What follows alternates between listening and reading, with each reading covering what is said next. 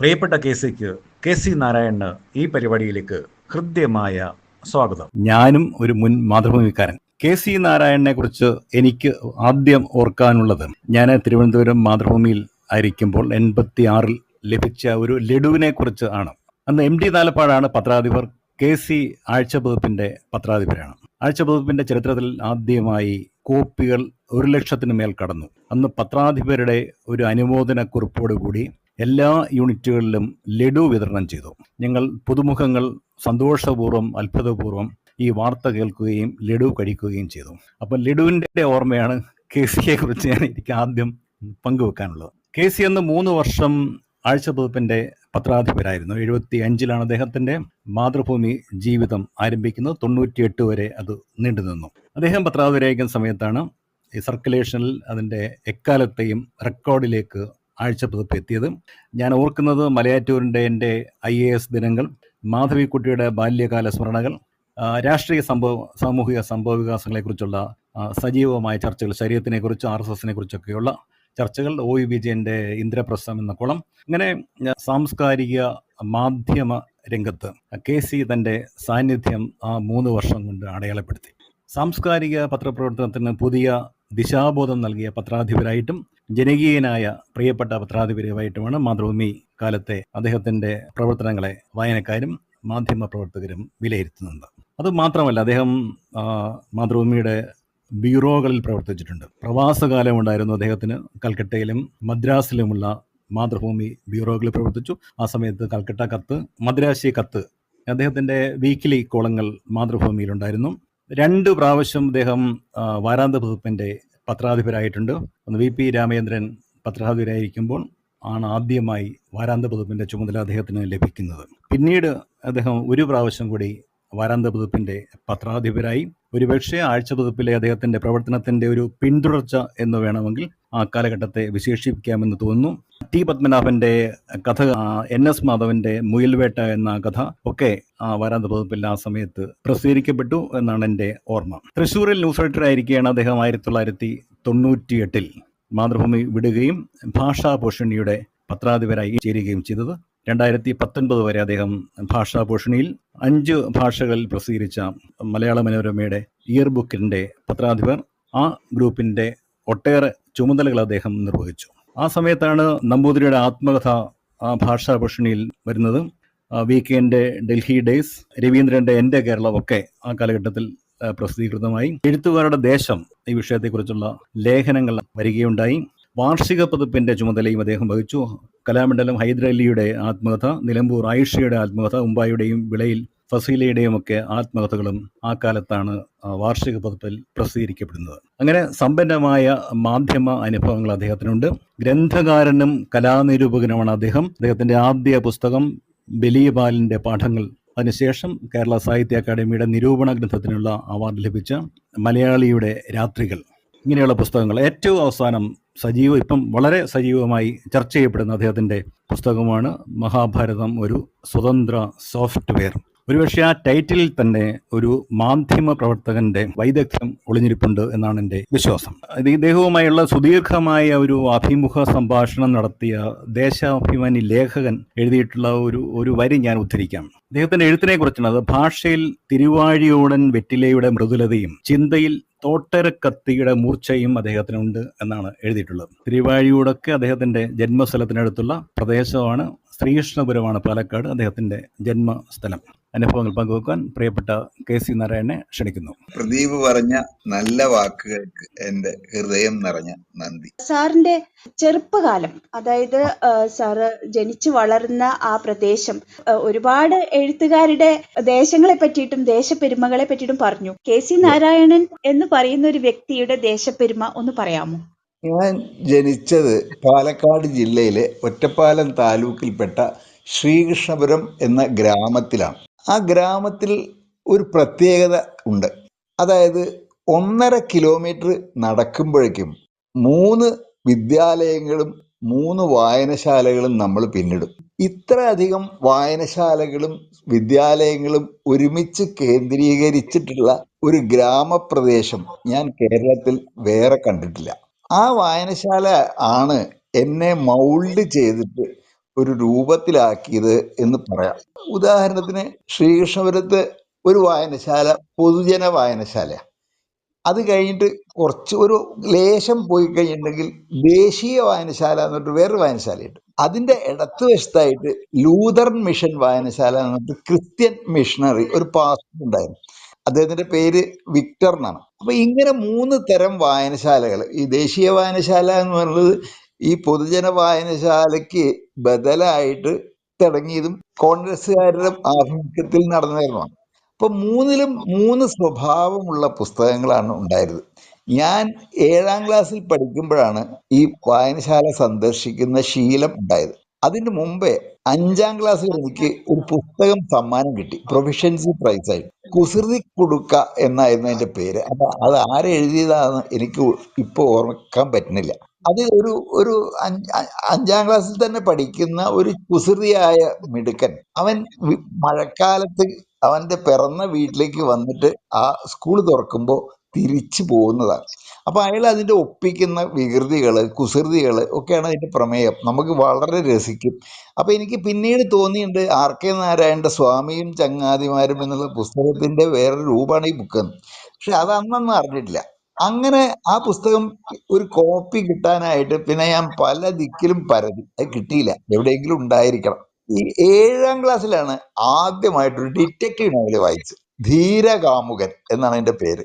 അപ്പൊ ഈ രാത്രിയാണ് കുറ്റാക്കൂറ്റിലൊരു ഒരു കറുത്ത രൂപം അങ്ങനെ കടന്നു വരുന്നത്. അങ്ങനെയുള്ള പഴയ മട്ടിലുള്ളൊരു കഥയാണത്. പിന്നെ ഡിറ്റക്റ്റീവ് നോവലുകളുടെ പ്രളയമായി ഞാൻ വായിച്ചു. അന്ന് വായിക്കാത്ത ഡിറ്റക്റ്റീവ് നോവലില്ല ഈ 2 വായനശാലയിലത്തെ. അപ്പൊ അങ്ങനെ ഡിറ്റക്റ്റീവ് നോവൽ വായിച്ചുകൊണ്ടിരിക്കുമ്പോൾ ഈ പൊതുജന വായനശാലയത്തെ സെക്രട്ടറിയും ഗ്രന്ഥശാല പ്രവർത്തകനും എന്റെ അധ്യാപകനും ഒക്കെ ആയിട്ടുള്ള PKD നമ്പൂതിരി മാഷ് പറഞ്ഞു, നാരായണൻ ഇങ്ങനത്തെ നോവലൊന്നും അല്ല വായിക്കേണ്ടത്.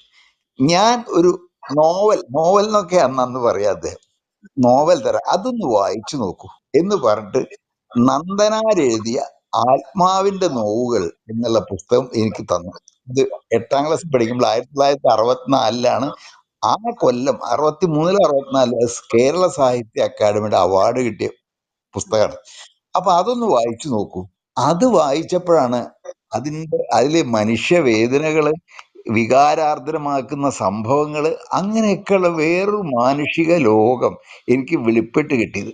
അപ്പൊ ഞാൻ ഈ ഡിറ്റക്റ്റീവ് നോവലിനുള്ള സംഗതിയിൽ നിന്ന് മാറി ഇത്തരം നോവലുകൾ, പിന്നെ MT വാസുദേവൻ നായർ, ഉറൂവ്, അങ്ങനെയുള്ള അന്ന് കിട്ടാവുന്ന അവിടെ ഉള്ള എല്ലാ നോവലുകളും കഥകളും ഒക്കെ വായിക്കാൻ തുടങ്ങി. അത് കഴിഞ്ഞപ്പോൾ TKD മാഷ് പറഞ്ഞു, ഇനി ഇത് വേറെ വിട്ടിട്ട് വേറെ ശാസ്ത്ര പുസ്തകങ്ങൾ വായിക്കും. എന്നിട്ട് അദ്ദേഹം റോക്കറ്റിന്റെ ശാസ്ത്രം, ഇങ്ങനെയൊക്കെയാണ്. അതുപോലെ ഓഷ്യനോഗ്രാഫി, ആലോചിച്ച് നോക്കണം, ഒരു ഗ്രാമീണ വായനശാലയിൽ ഓഷ്യനോഗ്രാഫിയെ പറ്റി പുസ്തകം ഉണ്ടായിരുന്നു. ഞാനത് വായിച്ചിട്ട് ഇനി ഓഷ്യനോഗ്രാഫി പഠിച്ചിട്ടുണ്ട് കാര്യം എന്നുള്ള മട്ടിൽ പ്രചോദിതനായി. ഒരു ഓഷ്യനോഗ്രാഫിയെ പറ്റി പുസ്തകം അന്ന് കേരളത്തിൽ ഒരു ഗ്രാമീണ വായനശാലയിൽ ഉണ്ടാവില്ല എന്ന് ഞാൻ ഉറപ്പിച്ചു പറയാം. പിന്നെ ഈ CJ തോമസ്, കുട്ടികൃഷ്ണമാരാർ, അങ്ങനെയുള്ള വേറെ ഗദ്യകാരന്മാരുടെ പുസ്തകങ്ങള്, SK പൊറ്റക്കാടിന്റെ യാത്ര, ഇങ്ങനെ പല തരത്തിൽ എക്ലക്റ്റിക് ആയിട്ടുള്ള വായന, പലതും ചേർത്തിട്ടുള്ള വായന, അത് വായിച്ച് ഇങ്ങനെ ആണ് എൻ്റെ വ്യക്തിത്വം രൂപപ്പെട്ടത്.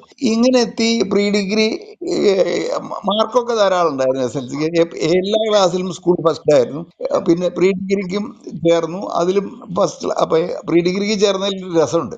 അപ്പൊ ഞാൻ പ്രീ ഡിഗ്രി ഫസ്റ്റ് ഗ്രൂപ്പ് എടുത്തായിരുന്നു. ഫസ്റ്റ് ഗ്രൂപ്പ് എടുത്ത മാത്സ് ഒക്കെ ആണല്ലോ. എന്റെ അയൽപക്കത്തുകാരനായ എന്റെ അധ്യാപകനായ ഒരാൾ എന്നോട് പറഞ്ഞു, താൻ എന്താ ഈ ഫസ്റ്റ് ഗ്രൂപ്പ് എടുക്കണം, താൻ സെക്കൻഡ് ഗ്രൂപ്പ് എടുക്കൂ, മെഡിസിന് പോവാലോ, മെഡിസിൻ ആണ് നല്ലത് എന്ന് വെച്ചിട്ട് ഞാൻ പ്രിൻസിപ്പലിനോട് ചെന്ന് പറഞ്ഞു, എനിക്ക് സെക്കൻഡ് ഗ്രൂപ്പിലേക്ക് മാറ്റി കിട്ടും. അതെന്താടോ എന്ന് ചോദിച്ചു. അല്ല, എനിക്ക് മെഡിസിന് പോവാണെന്ന്. ശരി, സെക്കൻഡ് ഗ്രൂപ്പിലേക്ക് തരാം, ഒരു വേക്കൻസി ഉണ്ട്. അപ്പൊ പക്ഷെ ഫസ്റ്റ് ക്ലാസ് കിട്ടും എന്ന് എനിക്ക് വാക്ക് തരണം എന്ന് പറഞ്ഞു. ഫസ്റ്റ് ക്ലാസ് വാങ്ങാമെന്ന് വാക്ക് തരണം എന്ന് പറഞ്ഞു. ഞാൻ ഫസ്റ്റ് ക്ലാസ് വാങ്ങാമെന്ന് വാക്ക് കൊടുത്തു അദ്ദേഹത്തിന്. നോക്കുമ്പോ ഇത് വന്നപ്പോ എനിക്ക് മാത്രമേ ആ കോളേജിൽ ഫസ്റ്റ് ക്ലാസ് ഉള്ളൂ. ഈ പ്രാക്ടിക്കലില് എനിക്ക് 5-8 മാർക്ക് പോയതുകൊണ്ട് അന്ന് കൊല്ലം മെഡിസിൻ ഒന്നും കിട്ടിയില്ല. വിക്ടോറിയ കോളേജിൽ BSc പഠിച്ചു. അവിടെ നല്ല ഡിസ്റ്റിങ്ഷനോട് കൂടി ജയിച്ചു. വേണമെങ്കിൽ മെഡിസിനോ എന്തിനു വേണമെങ്കിൽ ചേരാമായിരുന്നു. പക്ഷെ എനിക്ക് ഈ സയൻസിനോട് മടുപ്പായി. ഇനി അത് ഞാൻ പഠിച്ചിട്ടൊന്നും അതിലൊന്നും ഇല്ല, എനിക്കത് വേണ്ട, ഇനി മതിയായി എന്ന് പറഞ്ഞിട്ട് ഞാൻ മലയാള സാഹിത്യം എന്നുള്ള ഇടപാടിലേക്ക് കയറി. അപ്പോ അവിടെ ചെന്നപ്പോ പട്ടാമ്പി കോളേജിലാണ് ചെന്നത്. അപ്പൊ അവിടെ ആറ്റൂർ രവിവർമ്മയുണ്ട്, കവിയാണ് അദ്ദേഹം. അപ്പൊ അദ്ദേഹം എന്റെ സർട്ടിഫിക്കറ്റ് ഒക്കെ നോക്കിയിട്ട് പറഞ്ഞു, താൻ എന്തിനാ ഈ മലയാളം എമ്മയ്ക്ക് വന്ന് ചേർന്ന്, തനിക്ക് സയൻസിലൊക്കെ നല്ല മാർക്കൊക്കെ ഉണ്ടല്ലോ, അതിന് പോവല്ലേ എന്നല്ലേ. അപ്പൊ ഞാൻ പറഞ്ഞു, എനിക്ക് ഇഷ്ടമായിട്ടാണ് ഞാൻ വന്നത്. അപ്പൊ മാഷ് ശരി, അങ്ങനെ ഇഷ്ടമായിട്ട് ഇവിടെ അധികം ആൾ വരാറില്ല എന്തായാലും, പക്ഷെ ഇവിടുന്ന് ഒരു റാങ്കൊക്കെ കിട്ടിയില്ലെങ്കിൽ കോളേജിലെ ജോലിയൊന്നും കിട്ടില്ല, അതുകൊണ്ട് റാങ്ക് വാങ്ങി ജയിക്കാൻ ശ്രമിക്കണം എന്ന് പറഞ്ഞു. അതും ഞാൻ നോക്കാം എന്ന് പറഞ്ഞു. അങ്ങനെ 3rd റാങ്കോട് കൂടിയിട്ട് അടുത്ത 6 മാസത്തിന്റെ ഉള്ളിൽ എനിക്ക് മാതൃഭൂമിയിൽ സബ് എഡിറ്ററായിട്ട് ട്രെയിനി ആയിട്ട് സെലക്ഷൻ കിട്ടി. കോളേജിൽ നിന്ന് കാലെടുത്ത് വെച്ചു, അത് മാതൃഭൂമിയുടെ വാതിലിന്റെ അകത്തേക്കായിരുന്നു, ആ മുറിയിലേക്കായിരുന്നു. ഡിസംബറിലാണ് ടെസ്റ്റ് എഴുതിയത്, ജൂണിലാണ് എനിക്ക് മാതൃഭൂമിയിൽ കിട്ടിയത്. അപ്പൊ അതിന്റെ ഒരു ഇടവേളയുണ്ട്, ഒരു 5-6 മാസത്തിൽ. ആ മാസത്തിന്റെ ഇടവേളയിൽ ഞാൻ ഡൽഹിയിൽ പോയി. അവിടെ മറ്റേ റിസർച്ച് ചെയ്യാനാണ് പോയത്. ആ റിസർച്ചിന്റെ വിഷയം ഈ ഇന്ത്യൻ ലിറ്ററേച്ചർ, ഇന്ത്യൻ സാഹിത്യത്തിൽ പൊതുവെ ഇന്ത്യയുടേത് എന്ന് പറയാവുന്ന എന്താണുള്ളത്. ഇന്ത്യയിലെ എല്ലാ സംസ്ഥാനത്തിലും എല്ലാ നാടുകളിലും പൊതുവായിട്ടുള്ള ഒരു സംഗതി ഉണ്ട്, അത് ജാതിയാണ് എന്ന് എനിക്ക് തോന്നി. അപ്പൊ ആ ജാതിയുടെ പ്രശ്നം പല സാഹിത്യത്തിലും ഇല്ലെങ്കിൽ എല്ലാ സാഹിത്യത്തിലും അത് വന്നിരിക്കും. അപ്പൊ അത് എങ്ങനെയാണ് വന്നിട്ടുള്ളത്, ഇതാണ് എൻ്റെ അന്വേഷണ വിഷയമായിട്ട് ഞാൻ അന്ന് സങ്കല്പിച്ചത്. അത് അത്ര വ്യക്തമായിട്ട് ഇപ്പൊ ഇന്ന് പറയുന്ന പോലെ അന്ന് എനിക്ക് വ്യക്തമായിട്ട് കിട്ടിയിട്ടല്ല. പക്ഷെ അത് ആ ജോലി ചെയ്തിരുന്നെങ്കിൽ ഇപ്പൊ തോന്നുന്നു ഒരു കോൺട്രിബ്യൂഷൻ ആകുമായിരുന്നു. കാരണം ഈ ജാതി എങ്ങനെ ഇപ്പൊ സംസ്കാരയിലുണ്ട്, അങ്ങനെ പല കൃതികളിലും ജാതി, പ്രത്യേകിച്ച് കർണാടകക്കാരെ ഈ സോഷ്യലിസ്റ്റ് ഗ്രൂപ്പിന്റെ ഇതിലൊക്കെയാണ് ഈ ജാതി വലിയ പ്രധാനമായിട്ട് വരുന്നത്. കേരളത്തിൽ ജാതിയല്ല, വർഗ്ഗമാണ് പ്രധാനമായി വന്നത്. അപ്പൊ ഈ ഡിഫറൻസ്, ഇതിന്റെ ഊന്നൽ കൊടുക്കണം. ഈ ജാതിയെ എങ്ങനെ ഓരോ കൃതികളും പരിഗണിക്കുന്നു എന്നുള്ള വിഷയം ആയിരിക്കാം എന്നാണ് എൻ്റെ ഉള്ളിലുണ്ടായിരുന്നത്. ഇന്ന് ഹൈൻസൈറ്റിൽ പിന്തിരിഞ്ഞ് നോക്കുമ്പോൾ തോന്നുന്നു, അന്ന് വ്യക്തമായിട്ടല്ല പറഞ്ഞു. പക്ഷെ അത് അന്വേഷിക്കാം. പക്ഷെ അവിടെ എത്തി എനിക്ക് അപ്പോഴേക്ക് ഇവിടെ മാതൃഭൂമിയിൽ ജോലി കിട്ടി എന്നുള്ള കമ്പി വന്നു. 75 അടിയന്തരാവസ്ഥ പ്രഖ്യാപിക്കുന്നതിന് ഒരു 2-3 ആഴ്ച മുമ്പ് ജൂൺ 9 ഞാൻ കൊച്ചി ഓഫീസിൽ ജോയിൻ ചെയ്തു. അവിടുന്ന് അടിയന്തരാവസ്ഥയും കഴിഞ്ഞ് ആ ഇലക്ഷനും കഴിഞ്ഞിട്ട് ഒക്ടോബറിലാണ് എന്നെ കോഴിക്കോട്ടേക്ക് മാറ്റി. കൊച്ചിയിലത്തെയും കോഴിക്കോട്ടെയും അന്തരീക്ഷം വളരെ വ്യത്യാസമാണ്. അന്ന് VPR ആണ് എഡിറ്റർ. അപ്പൊ VPR എന്നോട് അവിടെ ഒരു 6 മാസത്തെ ഡെസ്ക് ജീവിതത്തിന് ശേഷം വാരാന്തപ്പ് നോക്കിക്കൊള്ളുക നിങ്ങൾ എന്ന് പറഞ്ഞു. ആ ഒരു 2 ലക്കം കഴിഞ്ഞപ്പോ അദ്ദേഹം പറഞ്ഞു, താൻ തന്നെ അത് സ്ഥിരം കൈകാര്യം ചെയ്താൽ മതി. അതാണ് എന്റെ ജീവിതത്തിലെ ഒരു ടേണിംഗ് പോയിന്റ് എന്ന് ഞാൻ പറയും. അവിടെ മുതൽക്കാണ് എനിക്ക് ഈ മാഗസിൻ ജേർണലിസം എന്ന് പറയുന്ന പരിപാടിയിൽ ചെറുതായിട്ടൊരു വാസനയുണ്ട് എന്ന് എനിക്ക് തന്നെ മനസ്സിലാവണം. ബാക്കി ആളുകൾക്ക് മനസ്സിലാവുമെന്നല്ല, ഞാൻ തന്നെ തിരിച്ചറിയുന്നത് ഇതിനെ ചെറിയതായിട്ടൊരു വാസന എൻ്റെ അടുത്ത് കിടപ്പുണ്ട്. അങ്ങനെയാണ് 84 വരെ ഞാൻ ആ വാരാന്തപ്പത്തിൽ തന്നെ തുടർന്നു. അതിലുണ്ടായ ചില അനുഭവങ്ങൾ, ഒന്ന് അതിന്റെ അവസാനമായിട്ട് ആ 4 വർഷത്തിന്റെ അവസാനത്തിൽ എനിക്ക് ഒരു ഇന്റർനാഷണൽ സയൻസ് റൈറ്റിംഗ് സെമിനാർ എന്ന് പറയുന്ന ഒരു സെമിനാറിൽ, വർക്ക്ഷോപ്പിൽ പങ്കെടുക്കാൻ അവസരം കിട്ടി. ഇന്ത്യയിൽ നിന്നുള്ള പല വിവിധ സ്ഥാപനങ്ങളിൽ നിന്നുള്ള 30 പേരാണ് അന്ന് ആ വർക്ക്ഷോപ്പിൽ പങ്കെടുത്തത്. സയൻസ് എഴുതുന്നത് എങ്ങനെ എന്നായിരുന്നു പഠിപ്പിച്ചു. വളരെ പ്രസിദ്ധനായ ലേഖകരുണ്ട്, അനിൽ അഗർവാൾ, അദ്ദേഹം പ്രസിദ്ധനാണ്. അപ്പൊ അദ്ദേഹം പറഞ്ഞ കാര്യം ഇന്നും പ്രസക്തമാണ്. അതെന്താന്ന് വെച്ച് കഴിഞ്ഞാൽ, നിങ്ങൾ സയൻസ് പോപ്പുലറൈസ് ചെയ്യുക എന്നുള്ളത് ആണ് സയൻസ് റൈറ്റിംഗ് കൊണ്ട് ഉദ്ദേശിക്കുന്നതെങ്കിൽ തെറ്റാണ്. സയൻസ് ജനങ്ങളിൽ എന്ത് ഇമ്പാക്റ്റ് ആണ് ഉണ്ടാക്കുന്നത് അത് റിപ്പോർട്ട് ചെയ്യലാണ് യഥാർത്ഥത്തിൽ നമുക്ക് ചെയ്യാനുള്ളത്. ഇത് വലിയൊരു പാഠമാണ്. ഇതേ കാര്യം എനിക്ക് MT വാസുദേവൻ ആദ്യം പറഞ്ഞു. ഇത് രണ്ടും 2 സമയത്താണെന്നേ. ഞാൻ 79 കാലത്ത്, അതായത് വാരാന്തപ്പപ്പിന്റെ ജോലി തുടങ്ങുന്ന കാലത്ത്, ഈ മാതൃഭൂമിക്ക് കാർഷിക വ്യാവസായിക സപ്ലിമെന്റ് എന്ന് പറഞ്ഞിട്ട് വലിയ സാമ്പത്തിക പ്രസിദ്ധീകരണം ഉണ്ടായിരുന്നു, വർഷാവർഷം ഇതിറക്കും. അപ്പൊ അതില് ആ പദ്ധതി, അത് ഈ പദ്ധതികള്, അതിന്റെ ചർച്ചകള്, കാർഷികമായിട്ടുള്ള കാര്യങ്ങൾ, ഇതൊക്കെ കൂടി ചേർന്നിട്ടുള്ള ഒരു വലിയ ഹാഫ് ഡമ്മി സൈസിലുള്ള ഈ കവർ ഇല്ലാത്ത ഒരു സപ്ലിമെന്റ്. അതിന് ഒരുപാട് മാറ്റർ വേണം, ഒരുപാട് പരസ്യം ഉണ്ടാവും. അപ്പൊ അത് ഒരു പ്രാവശ്യം ഓരോ ആളുകളാണ്, വളരെ സീനിയറായ ആളുകളാണ് അതിൽ ചാർജ്. ഞാൻ അതിന്റെ നടത്തിപ്പുകാരനാണ്. അപ്പൊ ഒരു പ്രാവശ്യം MT വാസുദേവനായി അതിന്റെ ചാർജ് 79 തോന്നുന്നു. അപ്പൊ ഞാൻ ശിഷ്യനായിട്ടുണ്ട്. അപ്പോ MT ആയിട്ട് അതിന്റെ തുടക്കത്തിൽ ഒരു ചർച്ച ചെയ്തു. അപ്പൊ അദ്ദേഹം പറഞ്ഞു, ഈ പദ്ധതികളൊക്കെ ഗവൺമെന്റ് ഇത് എങ്ങനെ നടത്തുന്നു, അവിടെ എങ്ങനെ ചെയ്യണു, ഇത് എന്റെ അതൊന്നല്ല നമ്മൾ തിരങ്ങേണ്ടത്. ഇത് ജനങ്ങളിൽ റിസീവിങ് എൻഡിൽ എന്ത് സംഭവിക്കണു, അവർക്ക് എന്ത് കിട്ടണു, ഇതാണ് നമ്മൾ അന്വേഷിക്കേണ്ടത്. അപ്പൊ അത് എനിക്ക് അന്നേ ഒരു വലിയ പാഠമായി. അതാണ് പിന്നീട് ഇന്ത്യൻ ഇന്റർനാഷണൽ സയൻസ് റൈറ്റിംഗ് സെമിനാറിൽ ഒരു വലിയ വിദഗ്ധൻ പറയുന്നത്. അപ്പൊ MT സാഹിത്യ പത്രപ്രവർത്തകനായിട്ടാണ് അറിയപ്പെടുന്നതെങ്കിലും അദ്ദേഹത്തിന് ചില കാര്യങ്ങളിൽ അവരോളം തന്നെ വൈദഗ്ധ്യവും ഉൾക്കാഴ്ചയും ഉണ്ടായിരുന്നു എന്ന് തെളിയിക്കുന്ന ഒരു സംഭവമാണ്. ഇത് ഇത് ആംഗിൾ മാറ്റാണ്. ഇത് എങ്ങനെ, ഏതാണ് സ്റ്റാർട്ടിംഗ് പോയിന്റ്? സ്റ്റാർട്ടിംഗ് പോയിന്റ് എന്ന് പറഞ്ഞാൽ ജനങ്ങളിൽ നിന്ന് അവരിൽ ഈ ശാസ്ത്രവും സംഗതികളും ഒക്കെ എന്ത് ഇമ്പാക്റ്റ് ആണ് ഉണ്ടാക്കുന്നത്, അവിടുന്ന് തുടങ്ങണം റിപ്പോർട്ടിംഗ് എന്നാണ്. ഇത് വലിയ പാഠാണ്, നമ്മൾ പഠിക്കാൻ വലിയ ബുദ്ധിമുട്ടുള്ള പാഠാണ്, പക്ഷെ അത് ലളിതമായൊരു പാഠമാണ്. ഇതാണ് ഞാൻ അതിൽ നിന്ന് ജേർണലിസത്തിലേക്ക് പൊതുവായിട്ട് ആ വാരാന്തപപ്പ് കാലത്ത് നിന്ന് പഠിച്ചിട്ടുള്ള ഒരു പാഠം. 84 വാരാന്തപപ്പിന്റെ ഘട്ടം കഴിഞ്ഞു. അപ്പൊ അങ്ങനെ ഇരിക്കുമ്പോഴാണ് മാതൃഭൂമിയിലെ അധികാര മാറ്റത്തിന്റെ ഭാഗമായിട്ട് MD നാലപ്പാട് മാതൃഭൂമിയുടെ മൊത്തം എഡിറ്ററായിട്ട് വരുന്നത്. അപ്പോൾ സ്വാഭാവികമായിട്ടും വീക്കിലിയും എഡിറ്ററായിട്ട് വരും. അപ്പൊ അദ്ദേഹം ഇനി ആരാണ് ഇത് കൊണ്ടു നടത്താൻ പറ്റുക കുറെ ആളുകളെ അന്വേഷിച്ചിട്ട് പലരോടും ചോദിച്ചിട്ടായിരിക്കും എന്റെ നറുക്കാണ് വീണത് എന്നേ പറയാവൂ. എന്നേക്കാൾ യോഗ്യന്മാരില്ലായിട്ടല്ല, എന്റെ പേരാണ് അദ്ദേഹത്തിന് കിട്ടിയത്. അപ്പൊ അദ്ദേഹം എന്നെ തിരുവനന്തപുരത്തേക്ക് വിളിച്ചിട്ട് പറഞ്ഞു, ഞാൻ നിങ്ങളെ ഒരു ചുമതല ഏൽപ്പിക്കാൻ പോവാ. അപ്പൊ ഞാൻ എന്താവോ അറിയില്ല, മാതൃഭൂമി വീക്കിലിയുടെ ചുമതല KC നാരായണൻ ഏറ്റെടുക്കണം. അപ്പൊ ഞാനൊന്ന് അമ്പരന്നു. ഇത് എത്രയോ കേവന്മാര് ഇരുന്നിട്ടുള്ള സ്ഥലമാണ്, പെരുമാറിയിട്ടുള്ള സ്ഥലമാണ്. അപ്പൊ എനിക്ക് 33 വയസ്സ് പോലും ആയിട്ടില്ല. അപ്പൊ ഇങ്ങനെ ഒരു പയ്യനെ പിടിച്ച് ഏൽപ്പിക്കുന്നത് ശരിയാവോ എന്നാണ്. അപ്പൊ അദ്ദേഹം പറഞ്ഞു, എനിക്ക് പക്ഷെ 3 കണ്ടീഷൻസ്.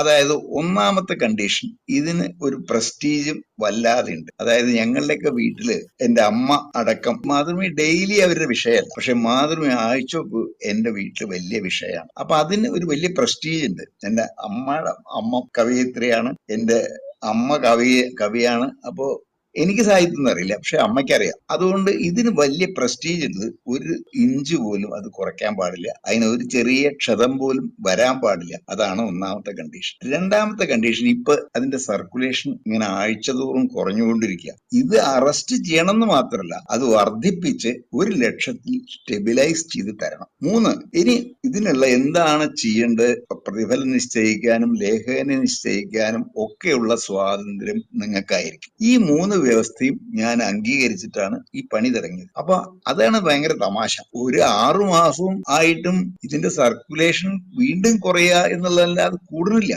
അപ്പൊ ഞങ്ങൾ എല്ലാവരും കൂടി ആലോചിച്ചിട്ട്, ഡെയിലി എന്നുള്ള ആളുടെ എല്ലാവരും വിളിച്ചൊരു മീറ്റിംഗ് കൂടി നമ്മൾ ആലോചിച്ചു എന്താണ് ഇതിന് പോംവഴി. ഞാനാണെങ്കിൽ ആകെ വിരകിയിരിക്കുക, ഇത് കൂടുന്നില്ല, നമുക്ക് പ്രഷർ ഇങ്ങനെ കൂടുന്നുണ്ട്. അങ്ങനെ ഇരിക്കുമ്പോ P. രാജൻ ആണ് സജസ്റ്റ് ചെയ്തത്, നമുക്ക് ഒരു കാര്യം ചെയ്യാം, ഈ റിട്ടയർഡ് IAS IPS ഓഫീസർമാർ ഇവിടെ തിരുവനന്തപുരത്ത് ധാരാളം ഉണ്ട്, അവരിൽ ഒരാളെ കൊണ്ട് നമുക്കൊരു പരമ്പര എഴുതിക്കുകയാണെങ്കിൽ അത് നന്നായിരിക്കും. അപ്പൊ അങ്ങനെ നമ്മൾ ഒരു ലിസ്റ്റ് ഉണ്ടാക്കി, അങ്ങനത്തെ IAS ഓഫീസർമാരുടെ റിട്ടയർഡ് ആളുകളുടെ ലിസ്റ്റ് ഉണ്ടാക്കി. അപ്പൊ അതിൽ അങ്ങനെ ടിക്ക് ചെയ്ത് വന്നപ്പോ എല്ലാവരും നാവിന്ന് ഒരേ പേരാവും, മലയാറ്റൂർ രാമകൃഷ്ണൻ. അപ്പൊ അയാള് എന്താണ് അയാളുടെ മെച്ചം എന്ന് ചോദിച്ചാൽ നന്നായിട്ട് എഴുതും, അതേസമയം നല്ല അനുഭവ സമ്പത്തുള്ള ആളാണ്, ഒരു കമ്മ്യൂണിസ്റ്റ് പാസ്റ്റ് ഉണ്ട്. അപ്പൊ അത് എഴുതാൻ എന്തുകൊണ്ടും യോഗ്യനും എഴുതിയാൽ ആളുകൾ വായിക്കാണ്ടാവുന്ന ഉറപ്പുള്ള ആളും ആയ മലയാറ്റൂർ രാമകൃഷ്ണനെ കൊണ്ട് ഔദ്യോഗിക ജീവിത സ്മരണകൾ എഴുതിക്കുക എന്നൊരു ആശയം അങ്ങനെ ഉരുത്തിരിഞ്ഞു വന്നു. അപ്പൊ അതില് രാജനാണ് മേജർ കോൺട്രിബ്യൂട്ടർ, പിന്നെ എല്ലാവരും ഉണ്ട്. അപ്പൊ എന്താ ചെയ്യേണ്ടത്, മലയാറ്റൂരിനെ കാണാൻ പോകണം. മലയാറ്റൂർ എന്ത് കരമനയില താമസിക്കും. ഒരു വീട്ടില് അദ്ദേഹം അവശയായ ആ ഭാര്യയ്ക്ക് നടക്കാൻ വയ്യ. നടക്കണമെങ്കിൽ ഈ ചുമരിൽ ഉടനീളം കമ്പി പിടിപ്പിച്ചിട്ട് ആ കമ്പിയിൽ പിടിച്ചിട്ടാണ് നടന്നു വരാൻ. ഞങ്ങളുടെ ഡ്രോയിങ് റൂമിലേക്ക് അവർ ഒരു പ്രാവശ്യം അങ്ങനെ നടന്നു വന്നിട്ടില്ല. അവർ സഹായിക്കാനായിട്ട് ഒരു സെർവന്റ് ഉണ്ട്. ആ സെർവന്റിന് കോമ്പൗണ്ടിൽ തന്നെ ഒരു ചെറിയ വീടുണ്ടാക്കി കൊടുത്തിരിക്കുക. അയാൾ അവിടെ ഫുൾ ടൈം ഉണ്ടാവും. അങ്ങനെയാണ് മലയാറ്റൂർ താമസിക്കുന്നത്. മലയാറ്റൂരും അവശനാണ്. ഞാൻ ചെന്ന് കണ്ടു, അങ്ങനെ കാര്യം പറഞ്ഞു. അയാൾ ചൂടായി, എന്താ നിങ്ങൾ പറഞ്ഞത്, ഞാൻ ഈ ഔദ്യോഗിക രഹസ്യമൊക്കെ പറയേ, അങ്ങനെ പറയില്ല എന്ന് സത്യം ചെയ്തിട്ടാണ് ഞാൻ ഈ ജോലിയിൽ കയറിയത്. അങ്ങനെ പറയാൻ പറ്റില്ല, എനിക്കത് സാധ്യമല്ല എന്ന് പറഞ്ഞു. ഞാൻ പോന്നു. പക്ഷെ ഈ പത്രപ്രവർത്തകൻ ഒരു കാരണവശാലും നിരാശനാവാൻ പാടില്ല. ഞാൻ വീണ്ടും ചെന്നു, വീണ്ടും സമ്മർദ്ദം ചെലുത്തിയപ്പോ മലയാറ്റൂർ ഒരു കാര്യം ചെയ്യാം, ഞാൻ തകഴിച്ചേട്ടനോടൊന്ന് സംസാരിക്കാം, തകഴിച്ചേട്ടൻ ഇത് സമ്മതിക്കുകയാണെങ്കിൽ നമുക്ക് തിരക്കാം. അതല്ല, തകഴിച്ചേട്ടൻ നോ എന്നാണ് പറഞ്ഞത്, അധ്യായം അടഞ്ഞു, പിന്നെ അത് തുറക്കില്ല, അതിനെപ്പറ്റി സംസാരിക്കും വേണ്ട. അപ്പൊ ഞാൻ ഈ കാര്യം രാജനോടൊക്കെ പറഞ്ഞപ്പോ രാജൻ പറഞ്ഞു, നമുക്ക് എം വർഗീസ് എന്നുള്ള ലേഖകൻ ഉണ്ടല്ലോ, അയാളോട് വിളിച്ചു പറഞ്ഞ തകഴിയോട് മലയാറ്റൂരിന് വിളിക്കുമ്പോ ഇന്ന പോലെ വേണമെന്ന് പറയാമെന്നൊക്കെ പറയാലോ, തകഴിയൊക്കെ നമ്മളെ ആളഞ്ഞല്ലേ എന്നൊക്കെ ഞാൻ പറഞ്ഞു, അങ്ങനത്തെ പരിപാടി ഒന്നും വേണ്ട, മലയാറ്റൂർ സ്വന്തം നിലയ്ക്ക് അത് അനുമതി തരും എന്നാണ് ഞാൻ വിശ്വസിക്കുന്നത്. ഇല്ലെങ്കിൽ നമുക്ക് ഈ ജാതി കാര്യങ്ങളൊക്കെ നോക്കാം. പിന്നെയും പോയി അവിടെ എത്തി. അപ്പോ അയാൾ പറഞ്ഞു, ഒരു ചെറിയ ഗുഡ് ന്യൂസ് ഉണ്ട്, തകഴിച്ചേട്ടൻ സമ്മതിച്ചു. അപ്പോ എനിക്ക് വലിയ സന്തോഷമായി. അപ്പൊ പിന്നെ ഞങ്ങൾ സംസാരിച്ചു, എന്നാൽ ആരംഭിക്കാം. അത് മലയാറ്റൂർ എഗ്രി ചെയ്തു, ആരംഭിക്കാൻ തീരുമാനിച്ചു. അപ്പൊ എന്താണ് പേര്? അത് സർവീസ് സ്റ്റോറി എന്റെ IAS ദിനങ്ങൾ എന്ന് പേരിടാം എന്ന് അദ്ദേഹം തന്നെ സജസ്റ്റ് ചെയ്തു. ജൂൺ ഫസ്റ്റ് വീക്കിൽ തരണം. അപ്പൊ ആ ജൂൺ ഫസ്റ്റ് വീക്കിൽ ആദ്യത്തെ അധ്യായം തരും, അല്ല ആദ്യത്തെ 3 അധ്യായങ്ങൾ അദ്ദേഹം തരും, പിന്നെ നല്ല മുറക്കി തന്നുകൊണ്ടിരിക്കും. അതൊക്കെ കഴിഞ്ഞിട്ട് അദ്ദേഹം ചോദിച്ചു, എന്ത് തരും നിങ്ങൾ ഇതിന്? അപ്പൊ ഞാൻ പറഞ്ഞു, മലയാറ്റൂർ പറയണു അത് തരും, അതിന് പേര് സംശയമില്ല. കാരണം അങ്ങനെ ഒരു ബ്ലാങ്ക് ചെക്ക് കൊടുക്കാനുള്ള അധികാരം MD നാരായണൻ എനിക്കും തന്നിട്ടുണ്ട്. അത് കാശ് എന്താ വെച്ചാലും കുഴപ്പമില്ല. അപ്പൊ അദ്ദേഹം പറഞ്ഞു, എനിക്ക് 1 ലക്കത്തിന് 500 രൂപ. സാധാരണഗതിയിൽ ചെറുകഥയ്ക്ക് 250 രൂപയാണെന്ന്, അത് നല്ല വിലയുള്ള സംഖ്യയാണ്. കാരണം 2,500 കിട്ടിക്കഴിഞ്ഞാൽ 1 മാസത്തെ ശമ്പളമായി ഞങ്ങളിലേക്ക്. ആ സമയത്താണ് ഈ 1 ലക്കത്തിന് 500 കൊടുക്കണം. അപ്പൊ 2,000 രൂപ ഒരു മാസം കൊടുക്കണം. ഓ, തിരക്കില്ലാത്ത സംഖ്യയാണ്. അപ്പൊ അത് ഞാൻ പറഞ്ഞു, ഡൺ, അതിനെ ഒരു സംശയമില്ല. അദ്ദേഹം വളരെ സന്തുഷ്ടനായി. അങ്ങനെയാണ് ആ പരമ്പര ആരംഭിക്കുന്നത്. ആ പരമ്പരയെ ഒരു 51 ലക്കങ്ങള് ആ പരമ്പര പോയി. അതോടുകൂടി ഓരോ ആഴ്ചയും ഒരു 500, 1000 കോപ്പികൾ അങ്ങനെ കൂടാൻ തുടങ്ങി. ഒരു 3-4 മാസം കഴിയുമ്പോഴേക്ക് 90,000. ഒരു 6 മാസം, 10 മാസം കഴിയുമ്പോഴേക്ക് അതിന്റെ ഒരു 1,00,000 കോപ്പി. അങ്ങനെയാണ് ഈ സർവീസ് സ്റ്റോറി എന്നുള്ളൊരു കാറ്റഗറി മലയാളത്തിൽ ആദ്യമായിട്ട് ആരംഭിക്കുന്നത്. പിന്നെ എത്രയോ ആളുകൾ സർവീസ് സ്റ്റോറി എഴുതി, IASകാരും IPSകാരും അങ്ങനെയൊന്നും അല്ലാത്തവരും ഒക്കെ ആളുകളുടെ മുഴുവൻ സർവീസ് സ്റ്റോറികൾ വന്നു. അപ്പോഴേക്ക് വേറൊരു കാര്യം കൂടി, ഈ ശരീഅത്ത് എന്ന് പറയുന്ന സംഗതികളെ പറ്റിയിട്ടുള്ള വലിയ വിവാദങ്ങൾ ആരംഭിച്ചു. അപ്പൊ അതിന്റെ വിവാദങ്ങൾ ഞാൻ തുടങ്ങി വെച്ചു. കാരശ്ശേരിയാണ് തുടങ്ങിയത്. അപ്പൊ അതിനെ എതിർത്തും അനുകൂലിച്ചും എല്ലാ ആളുകളെയും നിരത്തി. കാരണം ഇതോടുകൂടി ഒരു പണ്ട് മാതൃഭൂമിയിൽ ഇല്ലാത്ത മട്ടിൽ ഒരു ചർച്ചകൾ, പല പോയിന്റ് ഓഫ് വ്യൂവിലുള്ള സംഗതികൾ കൊണ്ടുവരിക, അതങ്ങനെ ഒരു പ്ലാറ്റ്ഫോം ആക്കിയിട്ട് മാറ്റുക ഈ ആഴ്ചപ്പതിന് എന്ന് പുതിയൊരു കൺസെപ്റ്റ് അത് കൊണ്ടുവന്ന് ഞാനാണ് എന്ന് വേണമെങ്കിൽ പറയാം. അപ്പൊ അതും കൂടി ആയതോടുകൂടിയിട്ട് പല നാനാ തരത്തിലുള്ള വായനക്കാരും ഇതിന്റെ ഭാഗഭാക്കുകളായി. അതിന്റെ കൂടെ കുറച്ചുകൂടി കഴിയുമ്പോഴേക്ക് OB വിജയന്റെ കോളം ആഴ്ചയിൽ ഒരു 2 തവണയെങ്കിലും മാധവിക്കുട്ടിയുടെ വീട്ടിൽ പോകും. അപ്പോ വളരെ കാവ്യാത്മകമായിട്ടാണ് അവരുടെ സംഭാഷണം, പോയട്രി തന്നെയാ പറയുന്നത്. ഇപ്പൊ ഉദാഹരണത്തിന് അവര് പറയാ, ഈ തിരുവനന്തപുരത്ത് ഏതാനും സാഹിത്യകാരന്മാരുടെ പേര് പറഞ്ഞു ഒരു സമ്മേളനത്തിലോ ഈ സാഹിത്യത്തിലെ കുഴിനകങ്ങളൊക്കെ ഉണ്ട്. ആ കുഴിനകങ്ങൾ എന്നുള്ള ആ ഉപമ എത്ര ആപ്റ്റാ. കുഴിനകം ബാധിച്ച് ആരും മരിക്കില്ല, പക്ഷെ കുഴിനകം കാണാൻ ഒട്ടും ഭംഗിയില്ല. അത് കണ്ടു കഴിഞ്ഞാൽ ഒരു തരം വെറുപ്പും അറപ്പും അകൽച്ചയാണ് തോന്നുന്നത്. അങ്ങനത്തെ ഉള്ള ആളുകള് എന്നാണ് ഉദ്ദേശിച്ചത്. ഞാൻ അവരുടെ പേരൊന്നും പറയുന്നില്ല. അപ്പൊ ഒരാളെ വിവരിക്കാൻ എത്ര കൃത്യമായിട്ടുള്ള ഉപമകൾ അവർ പറഞ്ഞിരുന്നു. അവര് പറയാണ്, എഴുത്തെന്ന് പറഞ്ഞിട്ടുണ്ടോ, അത് എന്നെ കുട്ടി എന്നാ വിളിച്ചത്. കുട്ടി, എഴുത്തെന്ന് പറഞ്ഞാലേ ഈ എഴുത്തുകാരൻ ഈ ഗുഹയെന്ന് പുറത്തേക്ക് ഒരു തുരങ്കം ഉണ്ടാക്കുന്നില്ലേ, ആ പണിയാണ് ചെയ്യണത്. അപ്പൊ നോക്കൂ, എഴുത്തിനെ എന്തൊരു വിധത്തിലാണ് മാധവിക്കുട്ടി കണ്ടിരുന്നത്. ഈ തടവുകാരൻ പുറത്തേക്ക് പോവാൻ ഒരു തുരങ്കം ഉണ്ടാക്കുന്ന പോലെയാണ് ഈ എഴുത്തുകാരൻ എഴുതുന്നത്.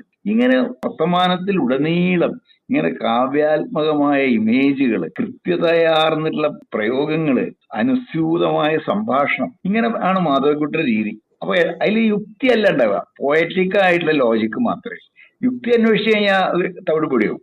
അപ്പൊ അങ്ങനെ സംസാരിച്ചിരിക്കുമ്പോൾ ഒരു ഒബ്രി മേനോൻ എന്ന് പറഞ്ഞിട്ട് ഒരു ഇൻഡോ ആംഗ്ലിയൻ എഴുത്തുകാരുണ്ട്. അത് മാധവിക്കുട്ടിയുടെ നാലാപ്പാട്ട് ബന്ധുവാണ്. അപ്പൊ അദ്ദേഹം ഇവിടെ വരുന്നുണ്ട്. അപ്പൊ ഞാൻ ചോദിച്ചു, മാധവിക്കുട്ടി, അത് അവരെ പറ്റിയൊന്ന് എഴുതിക്കൂടെ, നമുക്കൊരു കവർ സ്റ്റോറി ആയിട്ട് കൊടുക്കാം. അപ്പൊ മാധവിക്കുട്ടി പറയും, ഈ കുട്ടിയോട് എന്ത് പറഞ്ഞാലും അതിൽ സ്റ്റോറി ഉണ്ടോ എന്ന് മാത്രമേ നോക്കൂ. ഞാൻ ചിരിച്ചുപോയി. പക്ഷെ അത് എനിക്ക് വലിയ അഭിനന്ദനം വാക്കായിട്ടാണ് തോന്നിയത്. കാരണം അതാണ് ജേർണലിസ്റ്റ്. എവിടെയാണ് ഈ സ്റ്റോറി കിടക്കുന്നത്, അതിനെ സ്മെല്ല് ചെയ്യുക, പിടിക്കുക എന്നുള്ളതാണ് ഒരു പത്രപ്രവർത്തകന്റെ ഏറ്റവും മൗലികമായിട്ടുള്ള ധർമ്മം എന്നാണ് എനിക്ക് തോന്നുന്നത്. അതുണ്ട് എന്ന് മാധവിക്കുട്ടിയെ പോലെ ഒരാള് എന്നെ അംഗീകരിച്ചുകൊണ്ട് പറഞ്ഞു എന്നുള്ളത് എനിക്ക് വലിയ അഭിമാനം ആയി. അപ്പൊ അത് കഴിഞ്ഞിട്ട് എന്റെ ഈ മാതൃഭൂമി ഷിഫ്റ്റ് ചെയ്തു കോഴിക്കോട്ടേക്ക്. അപ്പൊ കോഴിക്കോട്ടേക്ക് വന്നു. അപ്പൊ ഞാൻ സ്വസ്ഥനായി. ഒരു കൊല്ലം അങ്ങനെ പോയി. അപ്പൊ ഒരു ദിവസം ഒരു കവർ വരുന്നു, മാധവിക്കുട്ടിയുടെ ആണ്, കമലാദാസിന്റെ ആണ് കവർ. അപ്പൊ അത് തുറന്നു നോക്കിയപ്പോ ഒരു കാപ്പായ ഷീറ്റ് പോലെ 8 ഷീറ്റ്, അതില് മനോഹരമായ കയ്യക്ഷരത്തിൽ ഒരു എഴുത്താണ്, ബാല്യകാല സ്മരണകൾ എന്നാണ് അതിന്റെ പേര്. 8 പേജേ ഉള്ളൂ. ആദ്യത്തെ പേജൊക്കെ വരി തെറ്റാതെയും വരി വളയാതെയും നല്ല കുട്ടികൾ എഴുതുന്ന പോലെയാണ്. 7ാമത്തെ പേജ് എത്തുമ്പോഴേക്ക് ഏങ്കോണിക്കാൻ തുടങ്ങി, ഒരു കോണിന്ന് മറ്റേ കോണിലേക്കായി. 8ാമത്തെ വരിയൊക്കെ ഭയങ്കര ഡയഗണലായി. അങ്ങനെയുള്ള വളരെ കൗതുകമുള്ള അക്ഷരങ്ങൾ. അപ്പൊ അവരാ എഴുതുന്ന സീനൊക്കെ അപ്പൊ എനിക്ക് ഓർമ്മ വന്നു. ആ 11 മണിക്ക് കുളി കഴിഞ്ഞ് വന്ന് ആ മുടി ഇങ്ങനെ എടുത്ത് വലത്തെ കൈ കൊണ്ട് മാടി ഇങ്ങനെ ഇട്ടിട്ട് അവർ ആ എഴുത്തുമേശയിൽ ഇരുന്നൊരു ഒറ്റ എഴുത്താണ്. ആ പാർക്കർ പേന കൊണ്ട്, എനിക്ക് അതൊക്കെ കൃത്യമായിട്ട് ഓർമ്മയുണ്ട്. പാർക്കർ പേന കൊണ്ട് ബ്ലൂ ഇങ്കിൽ അങ്ങനെ എഴുതുക.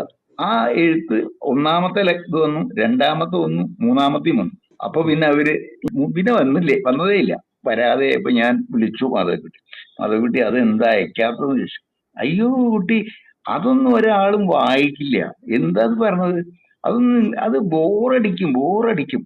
ഞാൻ പറഞ്ഞു അങ്ങനെയല്ല മാധവിക്കുട്ടി, ഇത് നന്നായിട്ട് വായനക്കാരുണ്ട്, നന്നായിട്ട് ആളുകളെ അക്സെപ്റ്റ് ചെയ്തിട്ടുണ്ട്, നന്നായിട്ട് വെൽ റിസീവ്ഡ് ആണത്, അതുകൊണ്ട് അത് തുടരണം. അതെയോ, അങ്ങനെയാണോ?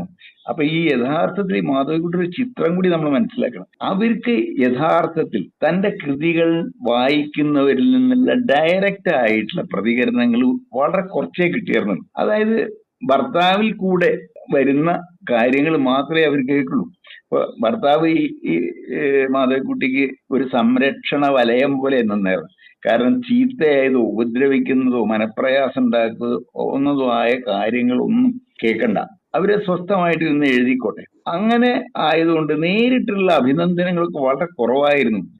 ഇംഗ്ലീഷ് ലോകത്തിൽ അങ്ങനെയാവില്ല. ബോംബെയിലെ പാർട്ടികളിലൊക്കെ ആളുകൾ അവരെ അഭിനന്ദിച്ചൊക്കെ പറയുമായിരിക്കും. പക്ഷെ മലയാളത്തിൽ അവർക്ക് കൃത്യമായിട്ടുള്ള ഫീഡ്ബാക്ക് ആളുകളിൽ നിന്ന് കിട്ടിയിരുന്നില്ല എന്ന് എനിക്ക് തോന്നുന്നു. ഞാനിത് പറഞ്ഞപ്പോൾ അവർക്ക് അത്ഭുതപ്പെട്ടു. അങ്ങനെയാണെങ്കിൽ എൻ്റെ ഒരു അയൽക്കാരിൻ്റെ ഇവിടെ ഒരു നഫീസു എന്തോണ് പേര് പറഞ്ഞു, അവരൊരു കത്തയക്കും, ഇത് വളരെ മനോഹരമായിട്ടുണ്ട് ഈ ബാല്യകാല സ്മരണകൾ, അത് 1ാമത്തെ കത്തായിട്ട് കൊടുക്കുമോ എന്നാ ഞാൻ എഴുതാം. എത്ര നിഷ്കളങ്കമായ ചെറിയ ആഗ്രഹം അവർ പറഞ്ഞു. എനിക്ക് ഭയങ്കര ഓമനത്വം തോന്നുന്നു ആ ആഗ്രഹം കേൾക്കും. അപ്പൊ അത് ഞാൻ തീർച്ചയായിട്ടും 1ാമത്തെ കത്തായിട്ട് തന്നെ പ്രസിദ്ധീകരിച്ചു. പിന്നെ ബാല്യകാല സ്മരണകള് പിന്നെ തുടർച്ചയായിട്ട് വരാൻ തുടങ്ങി. അതും 51 ലക്കം കൊണ്ടുപോയി. ഞാൻ 88-ൽ ഡിസംബർ 31-ാം തീയതി പിരിയുന്നവരെയും ബാല്യകാല സ്മരണകൾ ഉണ്ടായിരുന്നു. ASന്റെ ചിത്രങ്ങളായി. അങ്ങനെ അതിമനോഹരമായിട്ടൊരു ആഘോഷകാലമായി. എനിക്ക് അപ്പോഴേക്ക് 1:20 ABCയിൽ ഇതിന്റെ കോപ്പികൾ അച്ചടിച്ചു വന്നു. ഇങ്ങനെ ഒരു പല ആളുകളുടെയും സഹകരണം കൊണ്ട്, എന്റെ മാത്രമല്ല പല വായനക്കാരുടെയും സഹകരണം കൊണ്ട് ഇത് സർക്കുലേഷന്റെയും എല്ലാ ആളുകളുടെയും, നമ്മുടെ സഹപ്രവർത്തകർ, ഞാൻ ഈ എന്ത് വന്നാലും മാതൃഭൂമി ആഫീസിൽ ഡെസ്കിലുള്ളവരുടെയും ഒക്കെ ഫീഡ്ബാക്ക് എടുക്കും. അത് കൃത്യമായിട്ട് ചെയ്യണം എല്ലാ മാഗസിൻ പത്രപ്രവർത്തകരും എന്നാണ് എനിക്ക് തോന്നിയിട്ടുള്ളത്. അത് ആഫീസിലുള്ള സഹപ്രവർത്തകരുടെ മാത്രമല്ല, വായനക്കാരെ എല്ലാവരും നമ്മൾ ഫീഡ്ബാക്ക് എടുക്കണം. അത് എന്ന് വെച്ചാൽ ഒരേ തരം ആളുകളുടെ അല്ല, പലതരം ആളുകളുടെ ഫീഡ്ബാക്ക് എടുക്കണം. കാരണം നമ്മൾ ഈ വായനക്കാരിൽ നിന്ന് ഒരു 5-8 ബ്ലോക്കായിട്ട് തിരിച്ച ആ ഓരോ ബ്ലോക്കിന്റെയും ഓരോ സെഗ്മെന്റിന്റെയും പ്രതിനിധികളെയാണ് നമ്മൾ എടുക്കുന്നത്. അവരുടെ ഫീഡ്ബാക്ക് എടുത്ത് അങ്ങനെ അത് പോയാലേ നമുക്കിത് കൃത്യമായിട്ട് ഇതിന്റെ സ്വഭാവം എന്താ മാറിയെന്ന് മനസ്സിലാവും. അങ്ങനെ ഫീഡ്ബാക്ക് എടുക്കുന്ന ശീലം ഞാൻ അങ്ങനെയാണ് പഠിച്ചത്. ഇതാണ് എൻ്റെ ഈ ആഴ്ചപ്പതിപ്പും വാരാന്തപതിപ്പുമായിട്ടുള്ള കാലം. ഈ കാലം കഴിഞ്ഞിട്ട് പിന്നെ ഞാൻ കൊച്ചിയിൽ മാറി. കൊച്ചിയിൽ നിന്ന് കൽക്കട്ടയിൽ പോയി. കൽക്കട്ടയിൽ പോകുമ്പോൾ അത് വലിയ ലോകമാണ്. അതേപറ്റി പറയാൻ ഇഷ്ടം പോലെ ഉണ്ട്.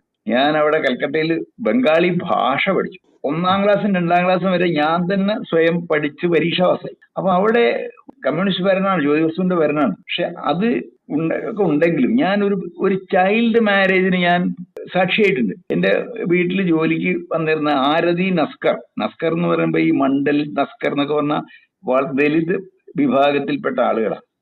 അവരിൽ ആരതി എന്നാണ് സ്ത്രീയുടെ പേര്. അവളാണ് നമ്മളെ വീട്ടിലെ ജോലിക്കായിട്ട് വന്നിട്ടുണ്ടായത്. അപ്പൊ അവള് ആഫീസിൽ നിന്ന് കുറച്ച് പൈസ കൊടുക്കും, ഞാനൊരു പൈസ കൊടുക്കും. കാരണം കുക്കിംഗ്, ചപ്പാത്തി ഒക്കെ ഉണ്ടാക്കും, പരിപ്പ് കറി ഉണ്ടാക്കും, അങ്ങനെയൊക്കെ ഉണ്ടാക്കി കൊണ്ടുവരും. അപ്പൊ ഒരു ദിവസം അത് അവരുടെ മകളെയും കൊണ്ടാവന്നു. 14 വയസ്സുണ്ട് ആ പെൺകുട്ടി. അപ്പൊ അവളും പലപ്പോഴും അവള് വരും. അപ്പൊ ഒരു ദിവസം അവള് വന്നില്ല. അപ്പൊ ഞാൻ ആരതിയോട് ചോദിച്ചു, മകളെന്ത് പറ്റിയെന്ന്. അത് മകളുടെ കല്യാണം. അപ്പോഴേക്കും ആ ബംഗാളിയൊക്കെ എനിക്ക് അതൊക്കെ കേൾക്കാനും പറയാനൊക്കെ അറിയാം. മകളുടെ കല്യാണമാണ് ഈ അടുത്ത ആഴ്ച, ഞങ്ങൾ ക്ഷണിച്ചാൽ നിങ്ങൾ വരുമോ എന്നോട് ചോദിച്ചു. അപ്പൊ എനിക്ക് അത്ഭുതമായി, 14 വയസ്സുള്ള കുട്ടിയുടെ കല്യാണം. അപ്പൊ നമ്മൾ വിചാരിച്ചു ബാല്യവിവാഹമൊക്കെ അവിടെ പുരോഗമന ബംഗാളിൽ അതൊക്കെ കഴിഞ്ഞു, അങ്ങനത്തെ സംഗതികളൊന്നും ഇല്ല. അങ്ങനെയൊന്നല്ല. ആ ഉൾനാട്ടിൽ ഇതൊക്കെ വേറൊരു ബംഗാളാണ്. എനിക്ക് പോകണമെന്ന് താല്പര്യം ഉണ്ടായിരുന്നു. അപ്പൊ ഞാൻ കെൽട്രോൺ ജോലിയുള്ള വിജയകൃഷ്ണൻ എന്നുള്ള സുഹൃത്തിനെയും കൊണ്ട്, നമ്മുടെ KBK എന്ന് പറയുന്ന കുറുപ്പ് മാഷ്ടർ മകനാണ് വിജയകൃഷ്ണൻ, എന്റെ വലിയ സുഹൃത്തായി. അയാളാണ് എന്നെ ബംഗാളി പഠിപ്പിച്ച ഒരാള്. ബംഗാളി പഠിപ്പിക്കാനും ബംഗാളിയുടെ ആളുകളെ സംസാരിപ്പിക്കുന്ന വെച്ചാൽ കെൽട്രോൺ ഓഫീസിൽ പോയി ഇരുന്നാൽ മതി, അവിടെ ബംഗാളികൾ ധാരാളം. അപ്പൊ അവിടെ പോയി അവരോട് സംസാരിക്കാനും ഒക്കെ അയാളാ സഹായിച്ചത്. അയാളുടെ ബംഗാളി ശങ്കർ ഘോഷ് എന്ന് പറഞ്ഞിട്ട് ഒരു പ്യൂണുണ്ട് അവിടെ. അവൻ ഈസ്റ്റ് ബംഗാളിയാണ്. അപ്പൊ ഈസ്റ്റ് ബംഗാൾ ക്ലബിന്റെ വലിയ ഫാനാണ്. അന്ന് ഈ മോഹൻ ബഗാനും ഈസ്റ്റ് ബംഗാളും മുഹമ്മദ് അൻസഫ് ഇങ്ങനെ 3 ടീമുകളാണ്. അത് വേറൊരു കഥയാ ഈ ബംഗാളി ഫുട്ബോൾ എന്നുള്ളത്. അത് ടോട്ടൽ ഐഡന്റിഫിക്കേഷൻ ആണ് ഫാൻസ് എന്ന് പറഞ്ഞിട്ട് ആ ക്ലബിന്റെ. അതിനെ പരിഹസിച്ചിട്ടുള്ള രസികൻ നാടകങ്ങളൊക്കെ ഉണ്ട്. അതായത് മോഹൻ ബഗാന്റെ ഒരു ആരാധകൻ, അയാളുടെ ജീവിതാഭിലാഷം, അയാളുടെ അച്ഛന്റെ ഒക്കെ ആഗ്രഹം, ഇനി ഇവിടേക്ക് ഇവന്റെ വധുവായിട്ട് വരുന്നത് ശരിക്കും മോഹൻ ബഗാന്റെ ഒരു ഫാൻ തന്നെ ആയിരിക്കണം. പക്ഷെ ഈ പയ്യൻ പ്രേമിച്ചു ഒരു പെൺകുട്ടി. അപ്പൊ അവള് ഇവളോട് പറഞ്ഞു, ഞാൻ ഈസ്റ്റ് ബംഗാളിന്റെ ആരാധക ആണ് കേട്ടോ. അപ്പൊ അയാള് പറഞ്ഞു, അയ്യോ അത് ഭയങ്കര പ്രശ്നമാകുമല്ലോ, വീട്ടിലിപ്പോ അത് കല്യാണം നടക്കില്ല. ജാതിയൊക്കെ എന്തായാലും കുഴപ്പമില്ല, പക്ഷെ കല്യാണം നടക്കണമെങ്കിൽ നീ ഈസ്റ്റ് ബംഗാളിന്റെ അല്ല മോഹൻ ബഗാന്റെ ആരാധികയാണെന്ന് പറയണം. അപ്പൊ അവള് തൽക്കാലം സമ്മതിച്ചു. എന്നിട്ട് കല്യാണം കഴിഞ്ഞ് ഓറായിട്ട് കഴിഞ്ഞു. വീട്ടുകാർക്ക് വലിയ സന്തോഷമായി. ഒരു മോഹൻ ബഗാന്റെ ഒരു ആരാധിക വീട്ടിൽ വന്നു. അത് കഴിഞ്ഞു. പക്ഷെ അടുത്ത സീസൺ വന്നു, ഫുട്ബോൾ സീസൺ. അപ്പൊ ടിവിയിൽ കളി കാണുക. അപ്പൊ ഈസ്റ്റ് ബംഗാള് മോഹൻ ബഗാനെതിരെ ഗോളടിച്ചപ്പോ ഇവള് സന്തോഷം കൊണ്ട് ആർത്ത് ചാടി.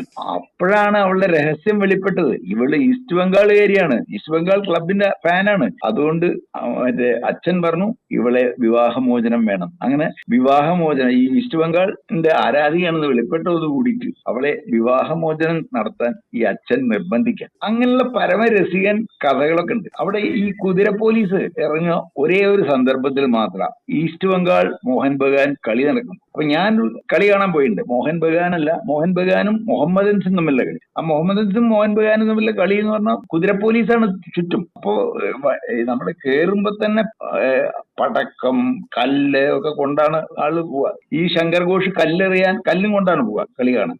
അതായത് ഈ ഗോൾ പോസ്റ്റിന്റെ പിന്നിലാണ് ഇരിക്കുക. അപ്പോ പെനാൽറ്റി അടിക്കുമ്പോൾ ഗോളിക്ക് നേരെ കല്ലെറിയുക, ഇങ്ങനെയുള്ള വിക്രസുകളൊക്കെ അവർ ചെയ്യും. അങ്ങനെ പെനാറ്റിക് ആയിട്ടുള്ള ഒരു തരം ആളുകളാണ് അവര്. അപ്പൊ ഇങ്ങനെ ഉള്ള ആ അന്തരീക്ഷം എനിക്ക് കാണാൻ പറ്റി. പിന്നെ അതിന്റെ ഇടയിൽ PN ചാറ്റർജി എന്ന് പറയുന്ന വളരെ അഭിജാതനായ ഒരു അധ്യാപകനെ ഞാൻ പരിചയപ്പെട്ടു. അത് ജ്യോതി ബസുവിന്റെ മകൻ ചന്ദൻ ബാസുവിന്റെ ഒക്കെ അധ്യാപകനാണ്. അവിടുത്തെ പ്രസിദ്ധമായ സ്കൂളിന്റെ അധ്യാപകനാണ്.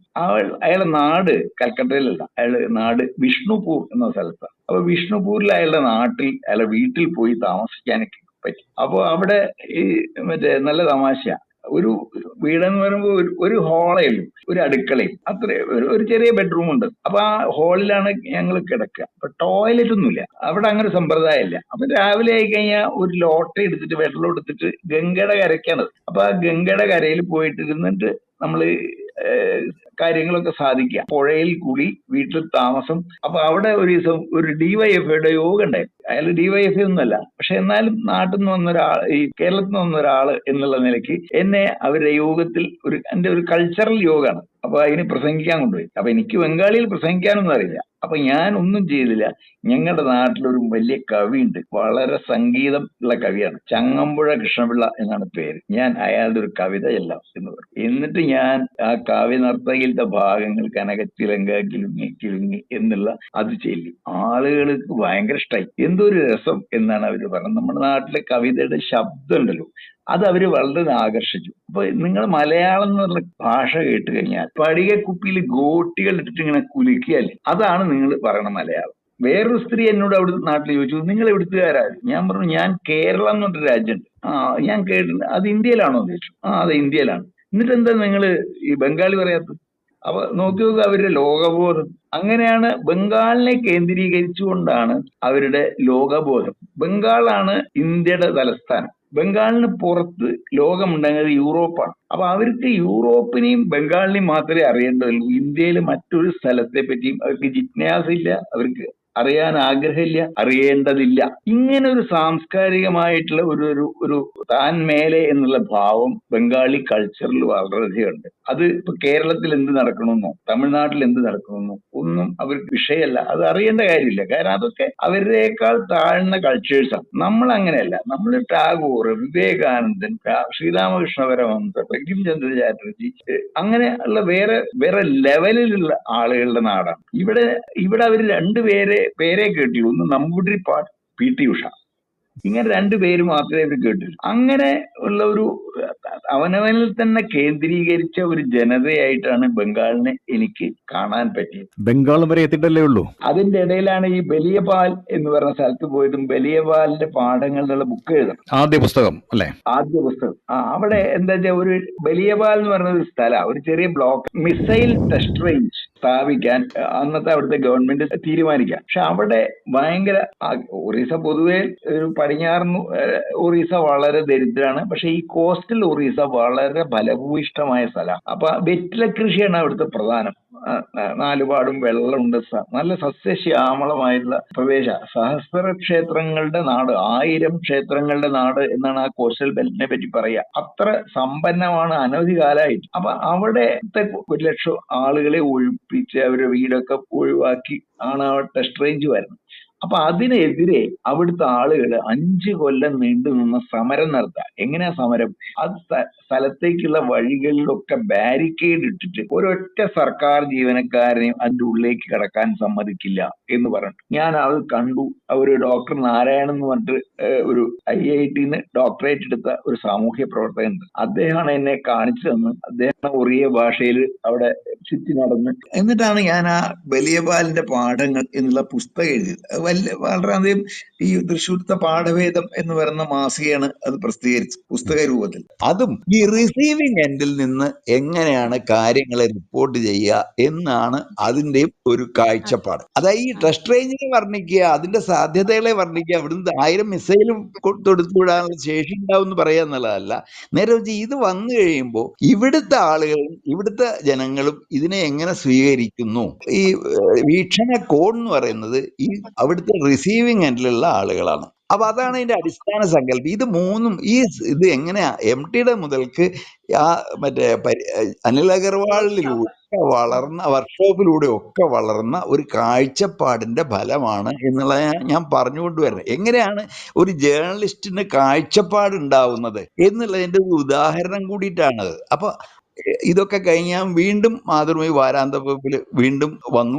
അത് കഴിഞ്ഞ് മാതൃഭൂമിയുടെ ന്യൂസ് എഡിറ്ററായി തൃശ്ശൂർ വന്നു. അപ്പോഴാണ് തോമസ് ജേക്കബ് ഈ ഭാഷാഭൂഷണിയിലേക്ക് ക്ഷണിച്ചത്. ഞാൻ ആദ്യം പറ്റില്ല, വേണ്ട, എനിക്കിവിടെ വളരെ അറ്റുവമാണ്, ഞാൻ മാതൃഭൂമിയില് എന്ന് പറഞ്ഞ് അത് നിഷേധിച്ചു. തോമസ് ജേക്കബ് എല്ലാ പ്രേരണയും എല്ലാ ഇതും തന്നു. വേണുക്കുറുപ്പിനെ കൊണ്ടൊക്കെ പറയിപ്പിച്ചു. വേണുക്കുറുപ്പ് എന്നോട് ചോദിച്ചു, തന്റെ അടുത്ത് ഇപ്പൊ 5000 റുപ്യ എടുക്കാണ്ടോ ചോദിച്ചു. ഞാൻ പറഞ്ഞു ഇപ്പൊ ഉണ്ടാവില്ല, എന്നാ മനോരമ അത് തരും, എനിക്ക് കാശിന് മുട്ടുണ്ടായി. നിർബന്ധിച്ചല്ലേ വേണുക്കുറുപ്പ് സാറ്? ഇവിടുന്ന് ഡെയിലിയിലേക്കാണെന്ന് ഞാൻ പറയില്ല. പക്ഷെ ഇതിപ്പോ ഈ ഭാഷാഭൂഷണി അതുപോലെ ഈ ഇയർ ബുക്കുകൾ ഇതൊക്കെ തനിക്ക് പുല്ലുപോലെ നടത്താൻ പറ്റും. അതുകൊണ്ട് അത് പൊക്കോളൂ. മാത്രമല്ല ഒരു ലേശം സമ്പാദ്യമൊക്കെ ആവേണ്ട കാലമായി, മക്കളുടെ കല്യാണമൊക്കെ നടക്കണ്ടേ, അങ്ങനെയൊക്കെ ആയിട്ട് അതുകൊണ്ട് ആലോചിക്കാനല്ല ഞാനാ പറയണത് എന്ന് പറഞ്ഞു. അപ്പൊ ഞാൻ വേണുക്കുറുപ്പിന്റെയും മാതൃഭൂമിയിലെ സാഹചര്യം എന്തായിരുന്നു സാറ്? പോവാൻ മാത്രമുള്ള ഒരു സാഹചര്യം ഇല്ലില്ല, പോകാൻ ഒരു സാഹചര്യം. ഞാൻ പെർഫെക്റ്റ്ലി ഹാപ്പി ആയിരുന്നു. ഞാൻ അവിടെ വന്നു. മാതൃഭൂമിക്ക് മനോരമയേക്കാൾ കോപ്പി വർദ്ധിപ്പിച്ചു. തൃശ്ശൂര് മനോരമ തൃശ്ശൂർ ഞാൻ വരുമ്പോ മനോരമയായിരുന്നു കൂടുതൽ. പക്ഷെ ഞാൻ പോകുമ്പോ മാതൃഭൂമിയായി കൂടുതൽ. അതെ അച്ചീവ്മെന്റ് അല്ലേ? അപ്പൊ ഞാൻ പ്രൊഫഷണലി അത് ഒരു കുഴപ്പം വന്നിട്ടില്ല. പിന്നെ മാത്രമല്ല എന്നെ പറ്റി അവർക്ക് ഈ വീരേന്ദ്രകുമാറിനും വളരെ ഇഷ്ടമാണ്. ഇത് അത് ശരി വീരേന്ദ്രകുമാർ ഞാൻ ഒരു ഫോൺ കോള് വിളിച്ചാൽ തീരാവുന്ന പ്രശ്നമേ ഉള്ളൂ, അത്രേ ഉള്ളൂ അവിടെ. അതുകൊണ്ട് ആ അദ്ദേഹത്തിന് എന്നോട് വ്യക്തിപരമായ ഇതുണ്ടായിട്ടൊന്നുമില്ല. കാരണം ഈ യൂണിയൻ പൊളിറ്റിക്സ് ആണ് അതിന്റെ കാര്യം, അത്രേ ഉള്ളൂ. ആ അപ്പൊ അപ്പൊ ഞാൻ അന്ന് വിജയപത്മൻ എന്ന് പറഞ്ഞ ഒരാളായിരുന്നു മാതൃഭൂമിയുടെ അന്നത്തെ എഡിറ്റോറിയൽ ഡയറക്ടർ. അപ്പൊ ഞാൻ വിജയപത്മനോട് ഇത് ചെന്ന് പറഞ്ഞു, ഇങ്ങനെ മനോരമയെന്ന് ഒരു ഓഫർ വന്നിട്ടുണ്ട്, ഞാൻ എന്താ ചെയ്യേണ്ടത്? അയാൾ പറഞ്ഞു, നിങ്ങൾ പോണം. കാരണം ഞാൻ ശമ്പളം വാങ്ങി ജീവിക്കുന്ന ആളല്ല, നിങ്ങൾ ശമ്പളം വാങ്ങി ജീവിക്കുന്ന ആളാ. അപ്പൊ നിങ്ങൾ ശമ്പളം എവിടെ കൂടുതൽ കിട്ടും അത് പോവാന്നുള്ളത് നിങ്ങളുടെ ഡ്യൂട്ടിയാണ്. എന്തൊരു വികാരമായിട്ടാ പറഞ്ഞത്.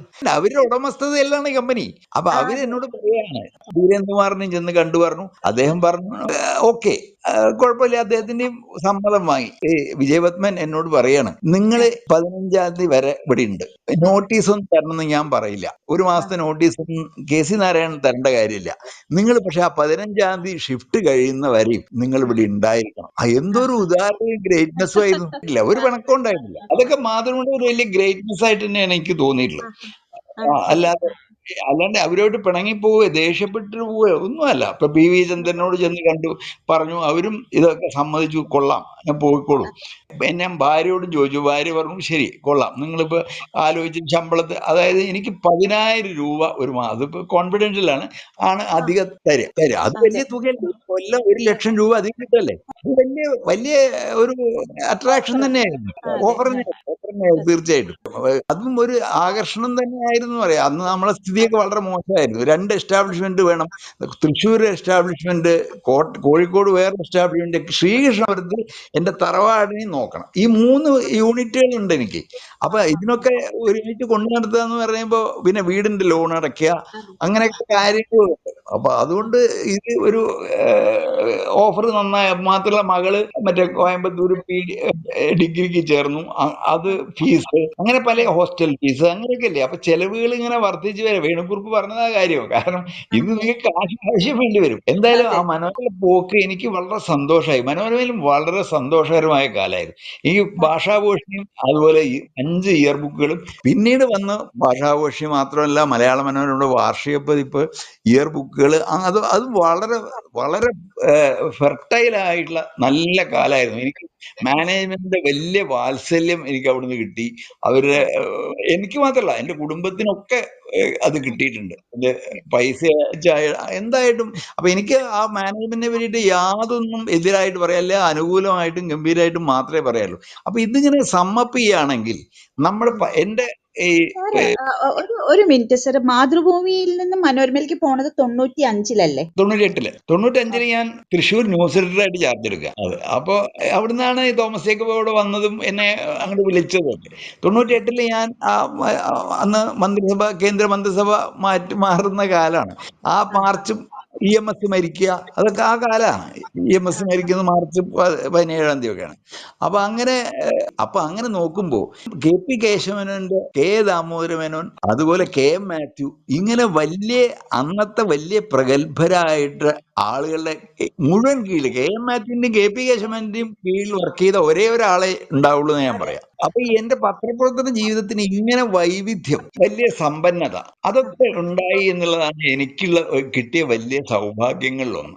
പിന്നെ മനോരമയിൽ എത്തി പല പ്രസിദ്ധീകരണങ്ങളും തുടങ്ങാൻ പറ്റി. അങ്ങനെ നമ്മൾ തന്നെ ഉത്സാഹിച്ച് തുടങ്ങാൻ അവിടെ ഒരു സ്വാതന്ത്ര്യം ഉണ്ട്, അതിന് സാധ്യത ഉണ്ട് അവിടെ എപ്പോഴും. നിങ്ങൾക്ക് ഒരു ഐഡിയ ഉണ്ടെങ്കിൽ അത് അതിന്റെ പ്രോഫിറ്റബിൾ അതിന്റെ ഇതൊക്കെ നോക്കിക്കഴിഞ്ഞാൽ ഓക്കെ ആണെങ്കിൽ അത് തുടങ്ങാം. അങ്ങനെ ഒരുപാട് പ്രസിദ്ധീകരണങ്ങൾ തുടങ്ങി. അങ്ങനെയൊക്കെ എനിക്ക് വളരെ സന്തോഷകരമായി. സാറിന്റെ സമയത്ത് തുടങ്ങിയതാണല്ലോ അതെ, ഫാസ്റ്റ് ട്രാക്ക്, സമ്പാദ്യം, അങ്ങനെ പല പ്രസിദ്ധീകരണങ്ങൾ തുടങ്ങി. മീഡിയ അക്കാഡമിയിൽ പഠിച്ച കുട്ടികളാണ് ഇതിലൊക്കെ ജോലി ചെയ്യണം. എനിക്ക് വളരെ സന്തോഷകരമായിട്ടുള്ള ജീവിതമായിരുന്നു മനോരമയിൽ ഉണ്ടായിരുന്നു. അപ്പൊ ഈ ഇയർ ബുക്കിന്റെ എല്ലാ ഭാഷയിലുള്ള പ്രസിദ്ധീകരണത്തിന്റെയും ചുമതല സാറിനായിരുന്നു അല്ലേ? ടെക്നിക്കൽ ചുമതല. അതിന്റെ ഹിന്ദി ഇയർ ബുക്കിന് ഞാൻ ചുമതല എന്ന് പറഞ്ഞിട്ട് കാര്യമില്ല. അതിൽ അതിലത്തെ ഭാഷ എനിക്കറിയില്ല. അപ്പൊ അതിനൊക്കെ അവിടെ വന്ന ആളുകളുണ്ട്, അതൊക്കെ ചെയ്യാം. പക്ഷെ നമുക്കാണ് സാങ്കേതികമായിട്ടുള്ള ചുമതല.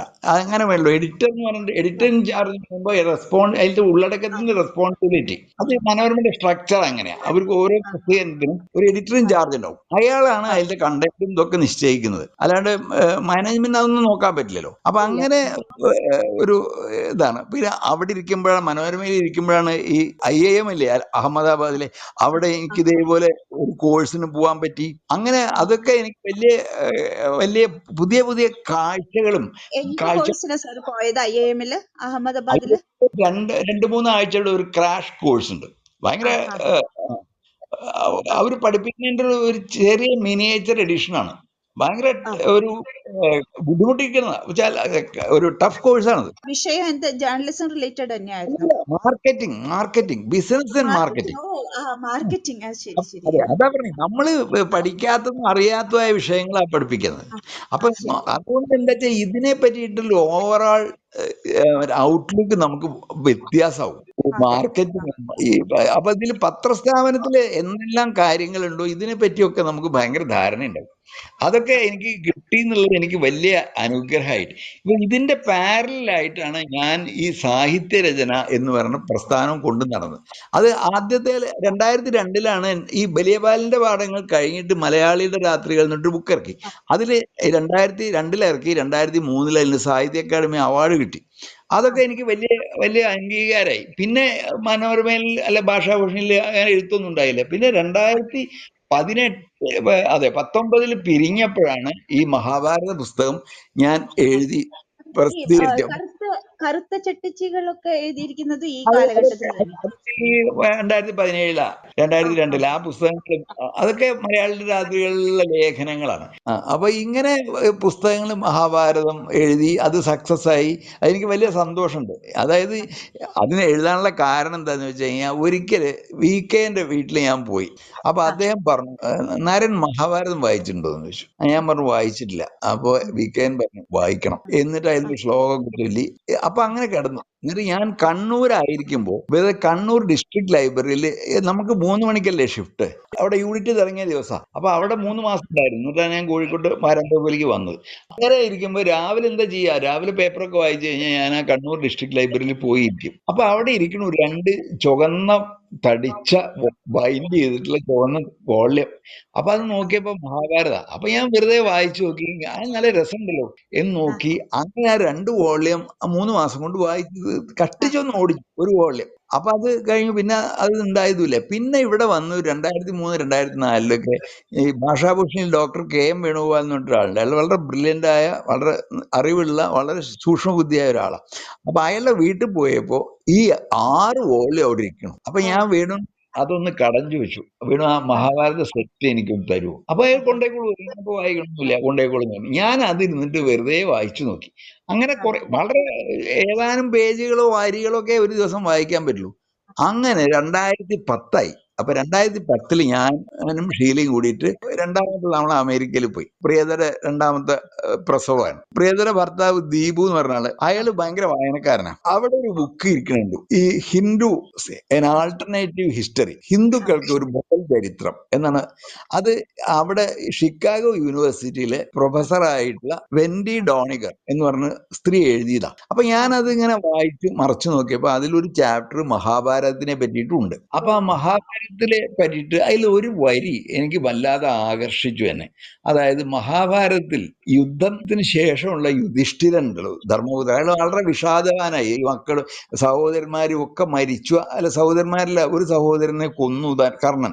പിന്നെ പൗത്രന്മാർ അവരൊക്കെ മരിച്ചു. സർവനാശാണല്ലോ അതിൽ ഫലം. അപ്പൊ ഇയാൾ ആകെ ഈ വിഷണ്ണനായ യുധിഷ്ഠിരൻ എന്ന് പറഞ്ഞ ആള് അശോക ചക്രവർത്തി കലിംഗ യുദ്ധം കഴിഞ്ഞ് വിഷണ്ണനായില്ലേ, അതിന്റെ ഒരു ചെറിയ രൂപം ആണ് ഇത് എന്നൊരു വാചകം അതിൽ എതിർച്ചയാ പറഞ്ഞു പോയിട്ടുണ്ട്. അത് എന്നെ വല്ലാതെ ഇളക്കി മറിച്ചു. എനിക്ക് മഹാഭാരതം പുതിയൊരു ലൈറ്റിൽ വായിക്കാൻ സാധിച്ചു. അങ്ങനെ ഞാൻ ഇവിടെ വന്നപ്പോൾ വീണ്ടും ഈ ഒരു കണ്ണോട് കൂടിയിട്ട് ഈ മഹാഭാരതം കൃത്യമായിട്ട് നോട്ടെടുത്ത് വായിക്കാൻ തുടങ്ങി. ഈ സംഗതിയോട്, ഈ കാഴ്ചപ്പാടിൽ വെച്ചിട്ട് അങ്ങനെ നോട്ട് ഇങ്ങനെ കുറിപ്പെടുത്ത് ചാക്ക്, ഈ ബിഗ് ഷോപ്പറില്ലേ, അങ്ങനത്തെ ഓരോ ബിഗ് ഷോപ്പറും നിറഞ്ഞു. 5-6 ബിഗ് ഷോപ്പർ നിറഞ്ഞു. അപ്പൊ അതൊക്കെ നടക്കും. ഞാൻ നിന്ന് ചിലപ്പോ കുറിപ്പെടുത്ത് ഇങ്ങനെ നോക്കും. അപ്പൊ 2 കുറിപ്പുകളോ 3 കുറിപ്പുകളോ ബന്ധിപ്പിച്ച ഒരു ചെറിയ ലേഖനം പോലെയാവും. അങ്ങനെ കുറിപ്പുകളൊക്കെ ചിലത് ഉപേക്ഷിക്കും. അങ്ങനെ ഇങ്ങനെ സൗകര്യം പോലെ അങ്ങനെ ബുക്ക് എഴുതി 18, 20 ചാപ്റ്ററായി. അപ്പോഴേക്ക് ഞാൻ റിട്ടയർ ചെയ്തു. 2019 ജൂൺ 30 അപ്പൊ പിന്നെ ഞങ്ങളെല്ലാവരും കൂടി അന്ന് ഷീലയൊക്കെ മരിച്ചായിരുന്നു ആ തലത്തിലേക്ക് കൊല്ലം. അപ്പൊ ഞങ്ങളെല്ലാവരും കൂടിയിട്ട് ഞാനും മറ്റേ അബുദാബിയിലുള്ള മകളും എല്ലാവരും കൂടി മറ്റേ ന്യൂയോർക്കിൽ ഒക്കെ പോയി, അല്ല അവിടെ ബോസ്റ്റണിലൊക്കെ പോയി ഒന്ന് സന്തോഷിച്ച് തിരിച്ചു വന്നു. അപ്പൊ ആ പോണേന്റെ മുമ്പ് ഈ വിജയകൃഷ്ണൻ എന്ന് പറഞ്ഞ എന്റെ സുഹൃത്തിനെ ഞാൻ ഇതൊക്കെ ഏൽപ്പിച്ചായിരുന്നു. എന്റെ ഒരു വലിയ സുഹൃത്താണ്. അപ്പൊ അദ്ദേഹം അത് സുഭാഷ് ചന്ദ്രന് കൊടുത്തു, വീക്കിലിയുടെ എഡിറ്റർ ആയിട്ടില്ല. സുഭാഷ് ചന്ദ്രൻ അത് വായിച്ചു നോക്കിയിട്ട് ഇത് നമുക്ക് സീരിയലൈസ് ചെയ്യാലോ എന്ന് പറഞ്ഞു. അപ്പൊ ഞാൻ അമേരിക്കയില. അപ്പൊ ഈ വിജയകൃഷ്ണന്റെ ഒരു വാട്സാപ്പ് മെസ്സേജ് വരിക, ഇത് സീരിയലൈസ് ചെയ്യാൻ പോണു, ഉടനെ ഒരു ഫോട്ടോ വേണം. ഞാൻ അമ്പരന്ന് പോയി. മാത്രമല്ല അമ്പരന്ന് പോയി എന്റെ കുട്ടികൾ എന്നെ ചീത്ത പറഞ്ഞു. എന്താ അച്ഛൻ ചെയ്യണത്? ഈ മനോരമയിൽ നിന്ന് വിട്ടിട്ട് അതിനെ പൊളിച്ചുകൊണ്ട് മാതൃഭൂമിയിലേക്ക് എഴുതുക, ഞാൻ അങ്ങനെ ഇതൊരു ചതിയല്ലേ എന്നൊക്കെ ചോദിച്ചു. അപ്പൊ ഞാൻ പറഞ്ഞത് എക്സ്പ്ലെയിൻ ചെയ്തു, അങ്ങനെയല്ല, മനോരമയിൽ നിന്ന് ഞാൻ വിട്ടു കഴിഞ്ഞു. എന്നാലും വിട്ടു കഴിഞ്ഞാലും അങ്ങനെയല്ല, അതൊരു ലോയൽറ്റി ഇല്ലായ്മയാണ്, അവരോടല്ലേ കൂറ് വേണ്ടത്. ഞാൻ പറഞ്ഞു കൂറില്ലായ്മ ഇല്ല, ഒരിക്കലും ഇല്ല എന്നൊക്കെ പറഞ്ഞ് അവർക്ക് ആ ദേഷ്യം മാറിയില്ല. പക്ഷെ അത് പ്രസിദ്ധീകരിച്ച് 4ാമത്തെ ലക്കം വന്നപ്പോ മാമൻ സാറ് എനിക്കൊരു കത്തെഴുതി, ഇത് വളരെ ഗംഭീരം. അതൊക്കെ അല്ലേ ഗ്രേറ്റ്. അവരുടെയൊക്കെ വാത്സല്യവും ഗ്രേറ്റ്നെസ്സും മാത്രമേ ഞാൻ അനുഭവിച്ചിട്ടുള്ളൂ. ഇതൊക്കെ അത്ഭുതകരമായ ചില സംഗതികളായിട്ടാണ് എനിക്ക് തോന്നിയിട്ടുള്ളത്. അപ്പൊ അങ്ങനെ മാനേജ്മെന്റിന്റെ ഒക്കെ എത്ര എതിർസ്വരം ഞാൻ ഉയർത്തിയാലും അവരതൊന്നും എടുത്തിട്ടില്ല.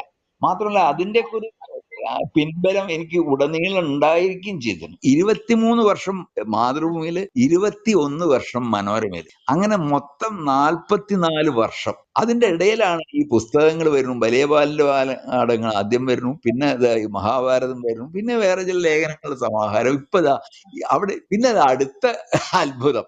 ഞാൻ ഇതൊക്കെ കഴിഞ്ഞ് മഹാഭാരതമൊക്കെ കഴിഞ്ഞ് അവിടെ സ്വസ്ഥമായിട്ടിരിക്കുമ്പോ ഈ സുഭാഷ് ചന്ദ്രനെ വെറുതെ കണ്ട് നന്ദി പറയാൻ പോയതാ. അപ്പൊ അയാൾ പറഞ്ഞു, ഇവിടെ ഞങ്ങള് കുറച്ച് ആളുകളെ റിക്രൂട്ട് ചെയ്തിട്ടുണ്ട്, അവർക്ക് ഞങ്ങൾ ഒരു ടെസ്റ്റ് കൊടുത്തു, മലയാളത്തിലെ അക്ഷരങ്ങൾ ഒന്ന് മുഴുവൻ എഴുതാൻ പറ്റുമോ? ആ 19 ആളിൽ 6 ആൾക്ക് മാത്രമേ ഈ അക്ഷരങ്ങൾ എഴുതാൻ പറ്റുള്ളൂ. ഞാൻ പറഞ്ഞു എല്ലാവർക്കും സ്ഥിതി.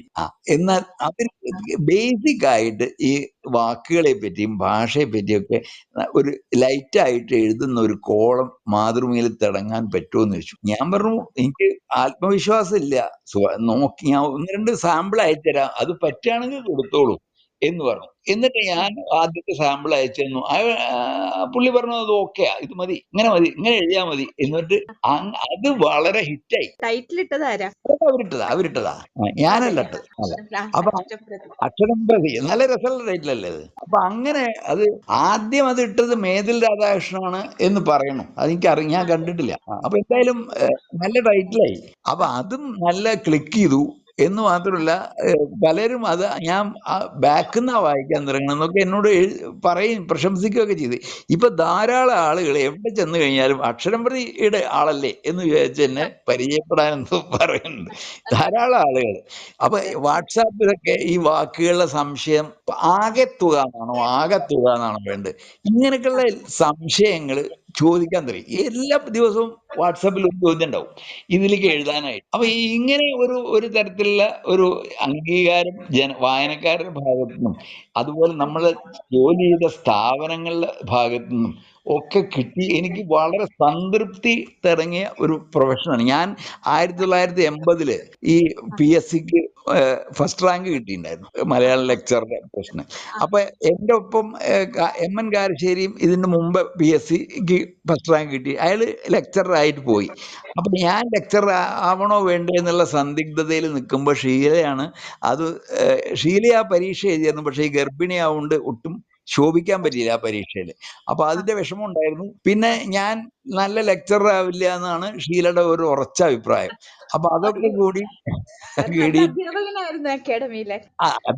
ജേർണലിസം എനിക്ക് ഭയങ്കര നല്ല ക്ലാസ്സാ. പക്ഷെ ഇത് മറ്റേ ഈ ജനറൽ ലാംഗ്വേജ് ക്ലാസ് അല്ല, അതൊന്നും ശരിയാവില്ല എന്നാണ് ഷീലയുടെ അഭിപ്രായം. പക്ഷെ ഞാൻ ഇതിൽ കമ്പം പിടിച്ചിരുന്നു.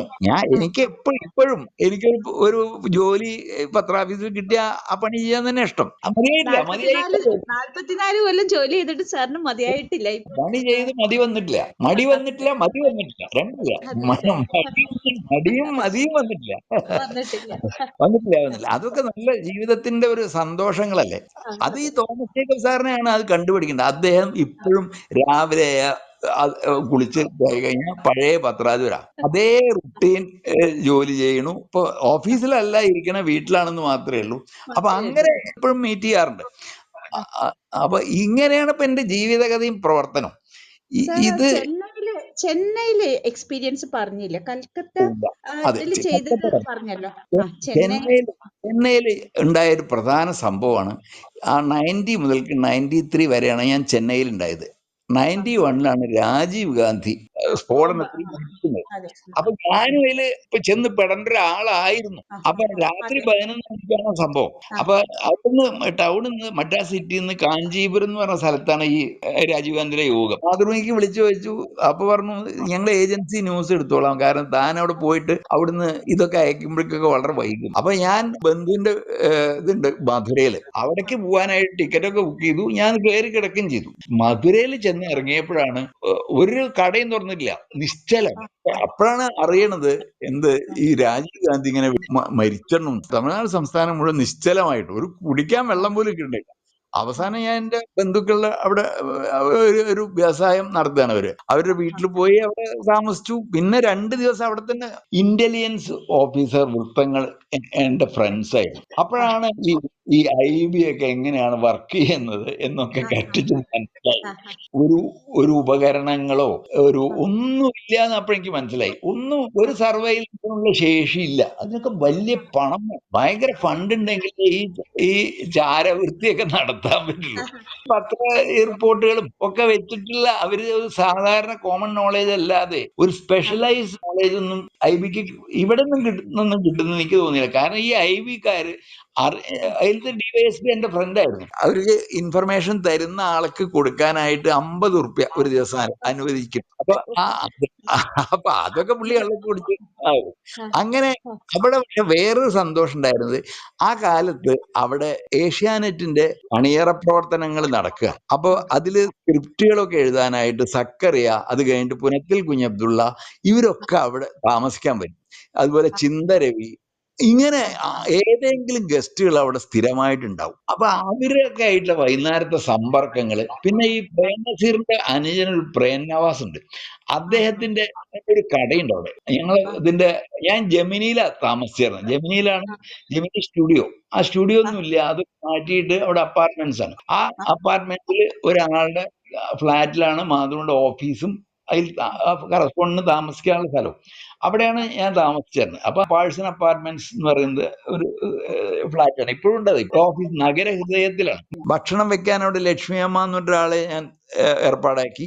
അവര് നല്ല ഭക്ഷണം ഉണ്ടാക്കി തരും. അപ്പോൾ ഈ ഗസ്റ്റുകളൊക്കെ അവിടെ കൂടും. ഇങ്ങനെ അത് വളരെ സന്തോഷമാണ്. അപ്പുറത്ത് മാക്സ് മുള്ളർ ഭവൻ, അപ്പൊ USIS, അപ്പൊ അവിടെ കൾച്ചറൽ പ്രോഗ്രാംസ്, അപ്പൊ അവിടെ പല സെമിനാറുകളും പല ലൈബ്രറിയും ഒക്കെ ഉണ്ട്. ഞാൻ USISന്റെ മെമ്പർഷിപ്പ് ഒക്കെ എടുത്തു. ബുക്ക് വായിക്കാം.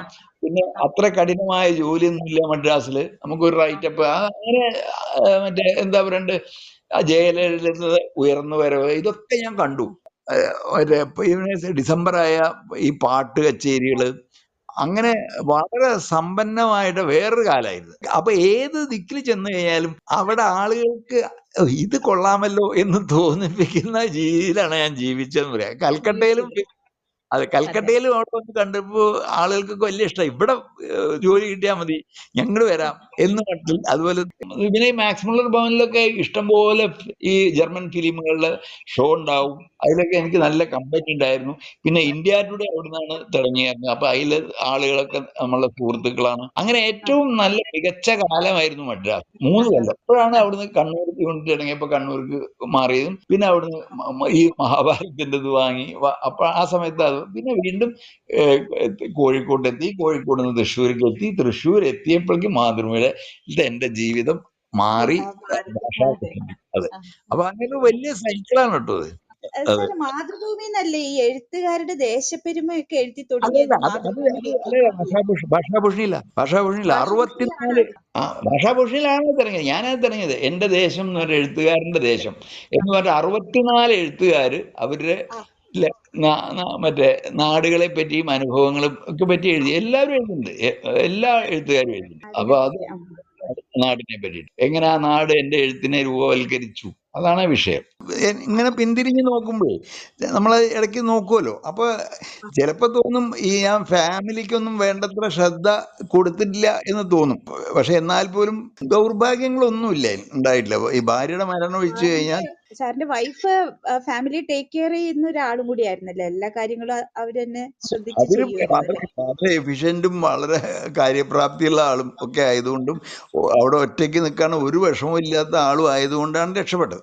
5 കൊല്ലം കോട്ടയത്തൊന്നും താമസിച്ചു, പക്ഷെ കോട്ടയൊന്നും അവർക്ക് ഇഷ്ടമായില്ല. നല്ല ടീച്ചറായിരുന്നു. നല്ല റിട്ടയർമെന്റ് എടുക്കുമ്പോൾ അവിടുത്തെ പിടിയെ യോഗം ചേർന്ന് പ്രമേയം പാസ്സാക്കി ഈ ടീച്ചർ പിരിഞ്ഞു പോരുത്. അത്ര നല്ല ടീച്ചർ, വളരെ നല്ല ടീച്ചറായിരുന്നു. സെന്റ് ജോസഫ് സ്കൂൾ കോഴിക്കോട്, അവിടെ മലയാളം ടീച്ചറായിരുന്നു. അപ്പൊ ആ മലയാളം ടീച്ചറാവണതിന്റെ രസം കൂടി കേൾക്കാം.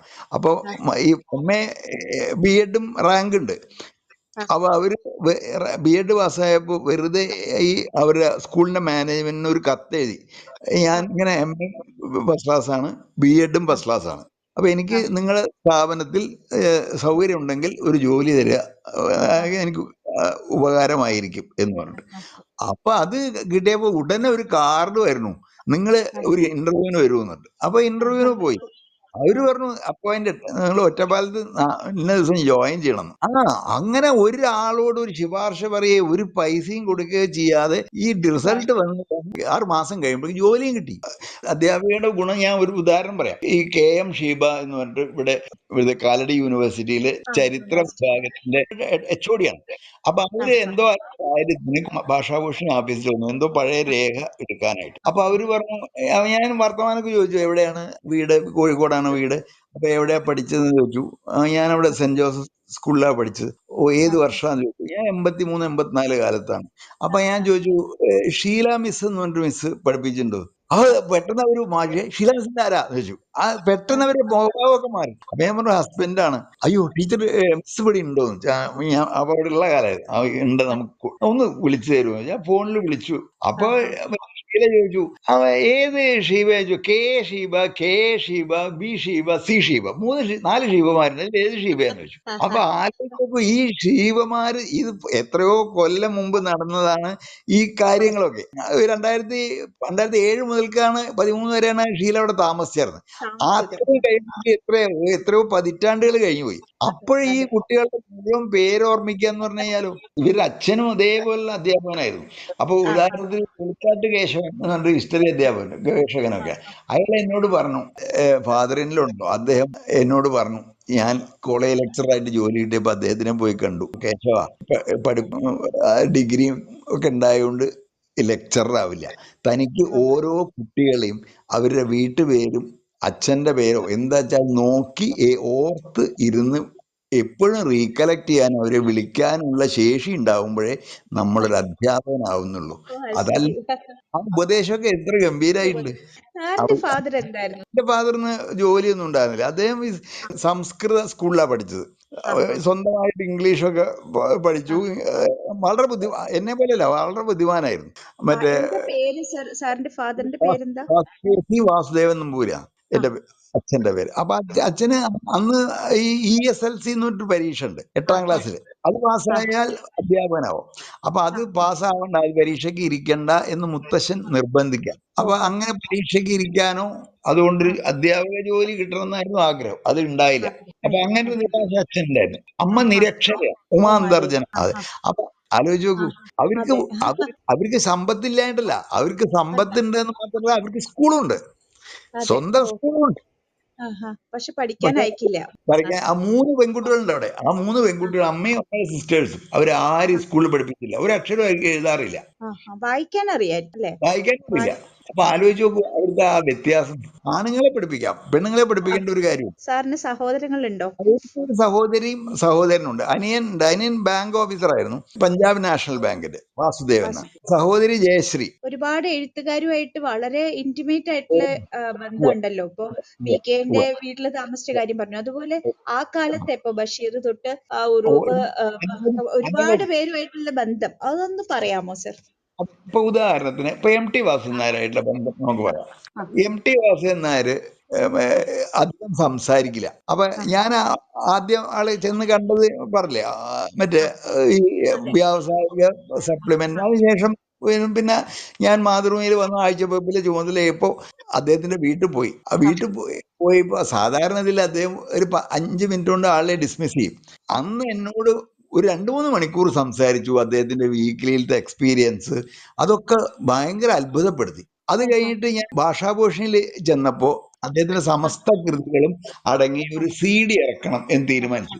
അങ്ങനെയാണ് ഞങ്ങളും മറ്റേ ഒരു ടീമും MT വാസുദേവനായിട്ട് കുറെ കൂടി ഗാഢമായിട്ടുള്ള ബന്ധം ഉണ്ടാവണം. അപ്പൊ അങ്ങനെ ബന്ധമുണ്ടായിട്ട് ഒരു ദിവസം ഞാൻ അദ്ദേഹത്തിനോട് പറഞ്ഞു, MTയുടെ ആത്മകഥ എഴുതിക്കൂടെ എന്ന് ചോദിച്ചു. അപ്പൊ അദ്ദേഹം പറഞ്ഞു, എന്റെ എല്ലാ കഥകളും ചേർത്ത് വെച്ച ആത്മകഥയും അതിലപ്പുറം എഴുതാനില്ല. അപ്പൊ പിന്നെ ഞാൻ അവിടെയും നിരാശനാവാൻ പറ്റില്ല.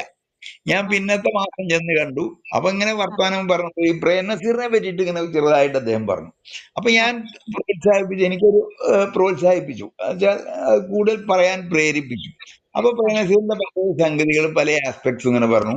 അങ്ങനെ പറഞ്ഞു വന്നു. അപ്പൊ പ്രേംനസീറിനെ പറ്റി ഒരു വലിയ നീണ്ട പ്രസംഗം പറഞ്ഞു. അപ്പൊ ഞാൻ പറഞ്ഞു, ഇത് മാത്രം മതി, ഇത് എഴുതിയാൽ മതി, ശരിയാവും എന്ന് പറഞ്ഞു. അപ്പൊ എനിക്ക് കയ്യിലൊന്നും എഴുതാനും പറ്റുന്നില്ല അത്ര. അപ്പൊ ഞാൻ പറഞ്ഞു, അത് വേണ്ട, ഞാൻ NP വിജയകൃഷ്ണനെ അയക്കാം, അദ്ദേഹം പറഞ്ഞ പോലെ എഴുതിയെടുത്തോളും എന്ന് പറഞ്ഞിട്ട് 2011 മലയാള മനോരമ വാർഷിക വകുപ്പിൽ പ്രേംനസീറിനെ പറ്റിയിട്ടുള്ള ആ കൃതി വന്നു. അങ്ങനെ എല്ലാ കൊല്ലവും ഇങ്ങനെ പറഞ്ഞ് പ്രേരിപ്പിച്ചിട്ട് ഈ ശോഭനാ പരമേശ്വരൻ നായരുടെ സഹോദരൻ, അതുപോലെ അങ്ങനെ ഒരുപാട് ആളുകളെ പറ്റിയിട്ട് മറ്റേ 5-6 ലക്കം വന്നു. അപ്പൊ അവസാനത്തെ 6 ലക്കം കഴിഞ്ഞപ്പോൾ അദ്ദേഹം എന്നോട് പറഞ്ഞു, ഇനി ഞാൻ സിനിമാനുഭവങ്ങൾ എഴുതുന്നില്ല, കാരണം ഇനി ഒരാളെ പറ്റിയും എനിക്ക് നല്ലത് പറയാനില്ല, മോശം അനുഭവങ്ങൾ മാത്രമേ ഉള്ളൂ, അത് എഴുതാൻ, അതുകൊണ്ട് അത് നിർത്താൻ പറഞ്ഞു. അപ്പൊ ഞാൻ പറഞ്ഞു, നമുക്ക് ജീവിതത്തിന്റെ കഥ എഴുതാലോ. അത് എഴുതാം. കഞ്ഞി കാശേ കുപ്പായം, കഞ്ഞി കാശേ കാമും കുപ്പായം. അതിൽ കാമത്തിനെ പറ്റി അദ്ദേഹം എഴുതിയില്ല, മറ്റേ കഞ്ഞിയും കാശിനെ പറ്റിയൊക്കെ എഴുതി. അത് അപ്പൊ ആത്മകഥയുടെ 2 ഭാഗം, ഒന്ന് ചലച്ചിത്ര ജീവിതം, 2 ഈ വ്യക്തി ജീവിതം. ഈ 2 ആത്മകഥാ പുസ്തകങ്ങൾ ഞാൻ അദ്ദേഹത്തെ കൊണ്ട് എഴുതിപ്പിച്ചു. ആ 10 കൊല്ലം 2010 മുതൽക്ക് 2019 വരെയുള്ള ആ കാലത്ത് അദ്ദേഹം ഈ മാതൃഭൂമി ഒന്നും എഴുതിയിട്ടില്ല. ഈ മനോരമ വാർഷിക പതിപ്പിലും അതല്ലാതെ ഭാഷാഭൂഷണിയിലും മാത്രമേ എഴുതിയിട്ടുള്ളൂ. എന്നിട്ട് ആ പുസ്തകം ആവുമ്പോൾ അദ്ദേഹം ഒരു പുസ്തകത്തിന് നന്ദി പറയുകയോ ആമുഖം എഴുതുകയോ ചെയ്യാറില്ല. പക്ഷെ ഈ 2 പുസ്തകത്തിനും, ചിത്രത്തെരുവുകൾ എന്നുകൊണ്ട് ഫിലിമിന്റെ ആത്മകഥ, പിന്നെ 3 മുത്തശ്ശിമാരുടെ രാത്രി എന്ന് പറഞ്ഞിട്ട് വ്യക്തിപരമായ ആത്മകഥ, അത് 2ലും എന്നെ പറ്റി പരാമർശിച്ചുകൊണ്ട് KC നാരായണന്റെ പ്രേരണയും നിർബന്ധവും കൊണ്ടാണ് ഇത് എഴുതാനിടവന്നത്. 2 പുസ്തകത്തിനും ഒരു ആമുഖക്കുറിപ്പ്. ഇതിൽ കൂടുതൽ ആയിട്ട് ഒരാൾക്ക് എന്താ, ഒരു പത്ര ആയിട്ട് ബന്ധപ്പെട്ട ഒരാൾക്ക് എന്താ കിട്ടാനുള്ളത്? അപ്പൊ അതിലും എനിക്ക് പലതുണ്ട്. പിന്നെ മാധവിക്കുട്ടിയായിട്ട് ഉള്ള ബന്ധം ഭയങ്കരമാണ്. അപ്പൊ അവര് ആയിട്ടും എനിക്ക് നല്ല തുടർച്ചയായിട്ട് ബന്ധം ഉണ്ടായിരുന്നു. അവര് നമ്മളെ ആക്കെന്ന് പറയുമ്പോ പറഞ്ഞു, മനസ്സിലായില്ലേ? അപ്പൊ ഞാൻ പറഞ്ഞു, മാധവിക്കുട്ടിയോട് പറഞ്ഞു, ആ ഭാഷാഭൂഷണിൽ എന്റെ ദേശത്തിനെ പറ്റി എഴുതിയിട്ടുണ്ട്. അപ്പൊ എന്റെ ദേശം എഴുതി. അപ്പോ ഞാൻ പറഞ്ഞു, വളരെ നന്നായിട്ടുണ്ട്. അതെയോ, നന്നായിട്ടുണ്ട്. പിന്നെ പറഞ്ഞു, ആ സാരി ഉണ്ടോ, കവർ പേജിൽ കൊടുത്ത ആ സാരി വളരെ നന്നായിട്ടുണ്ട്. അപ്പൊ അവര് കുറച്ച് കഴിഞ്ഞിട്ട് എന്നോട് ചോദിച്ചു, ഞാൻ വായനശാല കാണാറുണ്ട് കേട്ടോ, ഏഷ്യാനെറ്റിൽ വായനശാലയുണ്ട്. അപ്പൊ അതിനെ പറഞ്ഞു, വായനശാല കാണാറുണ്ട്, I like the orange shirt very much. ശ്രദ്ധിക്കുന്ന ആളാണ്. അപ്പൊ ഇങ്ങനെ ചില ബന്ധങ്ങള്. മലയാറ്റൂരായിട്ട് പിന്നെ വളരെ അടുത്ത ബന്ധമായി. അദ്ദേഹത്തിന്റെ അന്ത്യമൊക്കെ വളരെ ദയനീയമായിരുന്നു, ഏകാന്തമായിരുന്നു. അങ്ങനെ അത്തെ കഷ്ടങ്ങളും ഞാൻ കണ്ടിട്ടുണ്ട്. അയാൾ വളരെ ഏകാന്തനായിട്ടാണ്, എന്തൊരു പ്രതാപിയായിട്ട് ജീവിച്ച ആളാ, IAS ആണ്, എന്ത് വിളിച്ചാ വിളിപ്പുറത്തുള്ള ആളാണ്. അയാളുടെ ജീവിതത്തിന്റെയൊക്കെ അവസാനം ഭയങ്കര ഏകാന്തവും ഭയങ്കര നിസ്സഹായമായിരുന്നു. ഈ ഒരു വാണി എന്ന് പറഞ്ഞ വൈഫിനെ അദ്ദേഹം നോക്കി, പക്ഷെ അദ്ദേഹത്തിന് നോക്കാൻ ആരും ഉണ്ടായിരുന്നില്ല അല്ലെ? ആരും ഉണ്ടായിരുന്നില്ല, ആരും ഉണ്ടായിരുന്നില്ല. വളരെ ഏകാന്തം. മകളൊക്കെ വരുമായിരിക്കാം. ഞാൻ മകളിൽ നിന്ന് അവിടെ കണ്ടിട്ടില്ല. അത് വലിയ കഷ്ടാണ്. OV വിജയനെ പറ്റി പറയാമോ സാറിന് എങ്ങനെയാണ് അടുത്ത ബന്ധം? അപ്പൊ ഡൽഹിയിൽ VK മാധവൻകുട്ടിയാണല്ലോ നമ്മുടെ ആള്. അപ്പം VK മാധവൻകുട്ടി ഞാൻ ചെന്നപ്പോ പറഞ്ഞു, നമുക്ക് വൈകുന്നേരം ഒരു പ്രസ് ക്ലബിൽ ഇരിക്കാം, മദ്യമൊക്കെ കഴിക്കാം. അങ്ങനെ കഴിച്ചു. സക്കറിയ അങ്ങനെയൊക്കെ ഉണ്ടായിരുന്നു. അത് കഴിഞ്ഞ് നമുക്ക് വിജയനെ കാണാം എന്നൊക്കെ പറഞ്ഞു. അപ്പൊ വിജയനെയൊക്കെ കണ്ടു. വിജയൻ നല്ല ഹാപ്പി ആയിട്ടും മറ്റേ ഒക്കെ വലിയ സന്തോഷമായിട്ടൊക്കെ പറഞ്ഞു. അങ്ങനെ വിജയനായിട്ട് ഞാൻ ഒരു ബന്ധം സ്ഥാപിച്ചിട്ടുണ്ടായിരുന്നു. പിന്നെ അതിന് പുറമെ വിജയൻ ഒരു ദിവസം പെട്ടെന്ന് അവിടെ കോഴിക്കോട് ആഫീസിൽ വന്നു. അത് അത്ഭുതമല്ലേ? അദ്ദേഹം ആ ജുബയും ആ വേഷമൊക്കെ ആയിട്ട് വന്നു. എല്ലാവരും ആളുകൾ തടിച്ചുകൂടി. അപ്പൊ വിജയൻ അദ്ദേഹത്തിന്റെ ഗുരുസാഗർ എന്നുള്ള നോവല് വന്നുകൊണ്ടിരിക്കുന്ന കാല ആ വന്നുകൊണ്ടിരിക്കുന്ന, അപ്പൊ അത് തിരുത്താനും പ്രൂഫ് ഒക്കെ നോക്കാനും ആയിട്ടാണ് വന്നത്. അപ്പൊ അത് കഴിഞ്ഞിട്ട് വടകരയിൽ ഈ സിമി എന്ന് പറഞ്ഞൊരു സംഘടന ഉണ്ടല്ലോ, അതിന്റെ ഒരു ഉണ്ടായിരുന്നു. അതിന് പങ്കെടുക്കാനാണ് അദ്ദേഹം വരുന്നത്. അപ്പൊ അദ്ദേഹം ഒരു കാറിൽ മുമ്പ് പോയി, ഞങ്ങൾ മാധുരയുടെ കാറിൽ അതിനെ പിന്തുടർന്നു. അപ്പൊ അവിടെ ചെന്നപ്പോ അയാൾ ഒരു കൗശലം പ്രയോഗിച്ചു.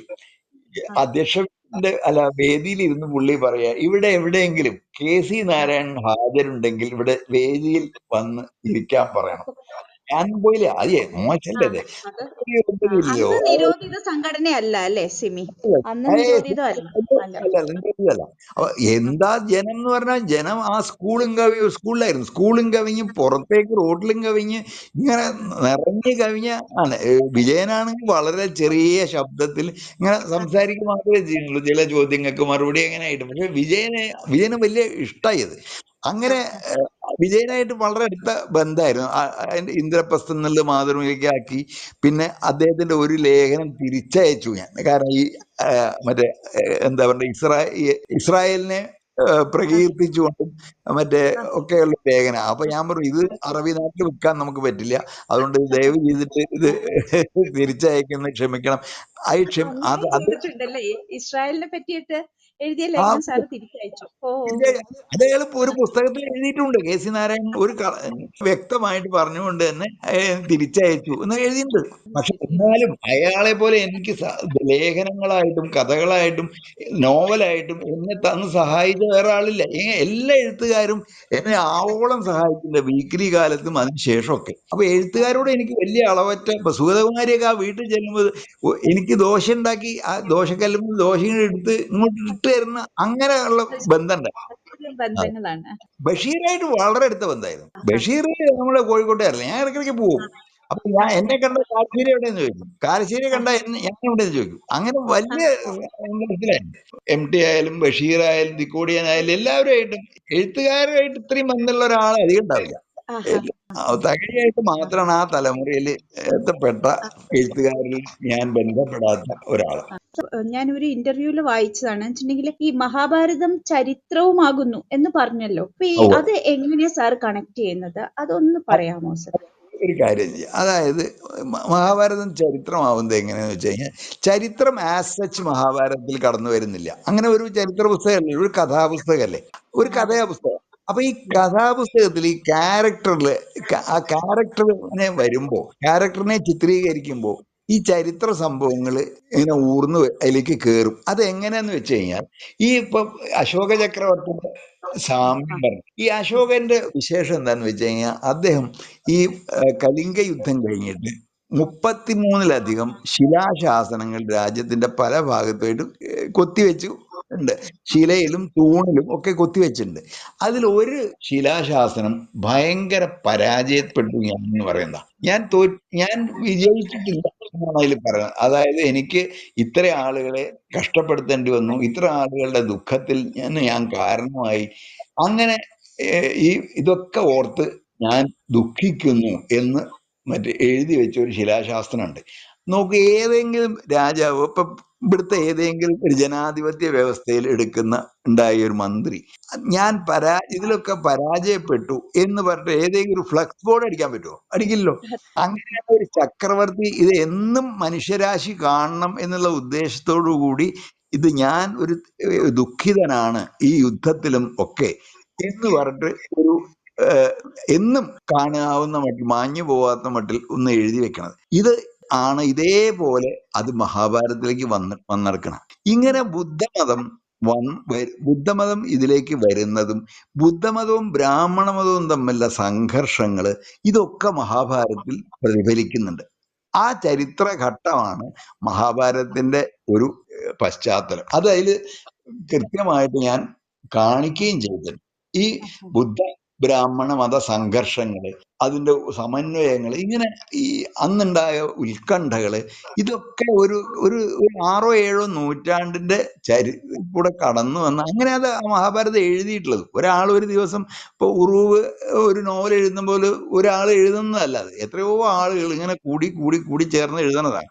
അപ്പൊ അങ്ങനെ എഴുതിയൊരു പുസ്തകത്തിൽ സ്വാഭാവികമായിട്ടും ആ കാലത്തിന്റെ ചരിത്ര സംഭവങ്ങളൊക്കെ ഇങ്ങനെ മുദ്രകളായിട്ടോ സൂക്ഷിച്ചു നോക്കിയാൽ മാത്രം കാണാവുന്ന മുദ്രകളായിട്ടൊക്കെ വീണ് കിടക്കുന്നുണ്ട്. അതാണ് അതിന്റെ ചരിത്രപരത.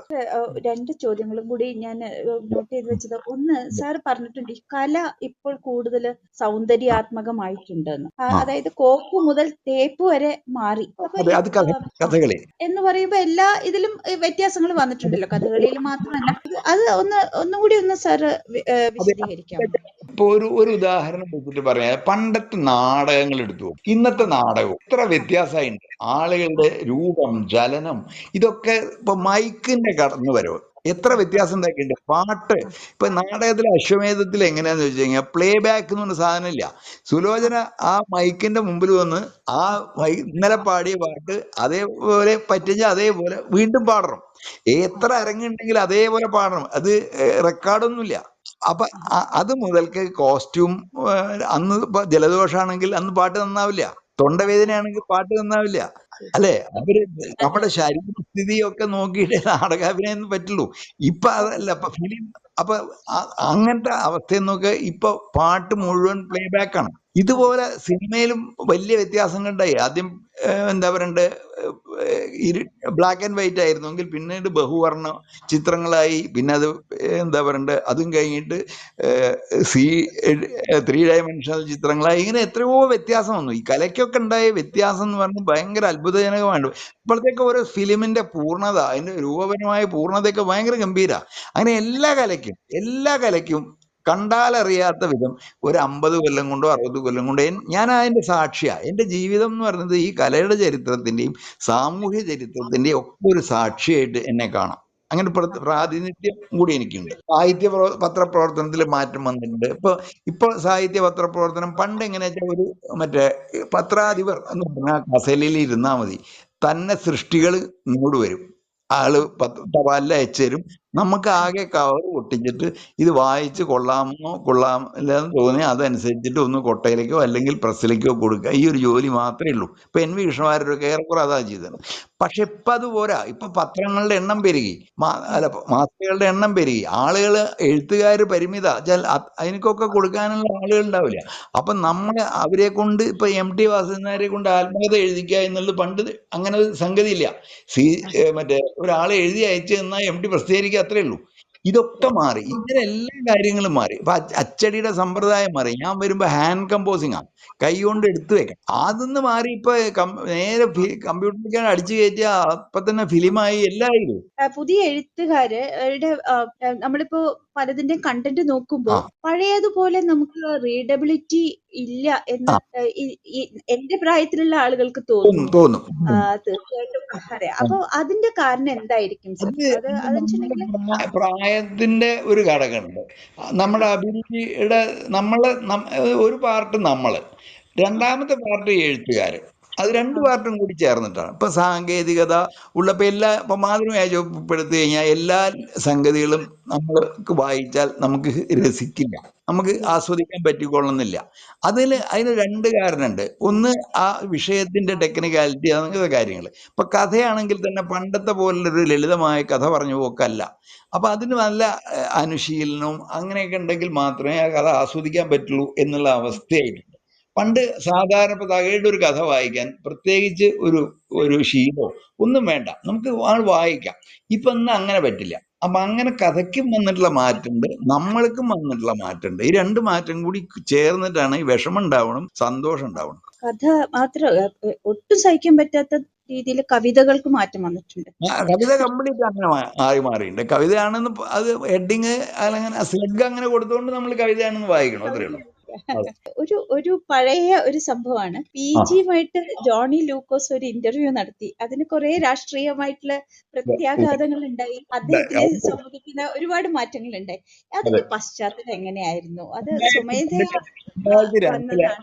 2002 ഭാഷാഭൂഷണി വാർഷിക വകുപ്പിലാണ് ഞാൻ ജോണി ലൂക്കോസിനോട് പറഞ്ഞു, നിങ്ങൾക്ക് PG ആയിട്ടൊരു ഇന്റർവ്യൂ കൊടുക്കാൻ പറ്റുമോ? അപ്പൊ അയാൾ പറഞ്ഞു, നിങ്ങൾക്ക് PG ആയിട്ട് എനിക്ക് നല്ല ബന്ധമുണ്ട്, ഞാനൊന്ന് നോക്കട്ടെ.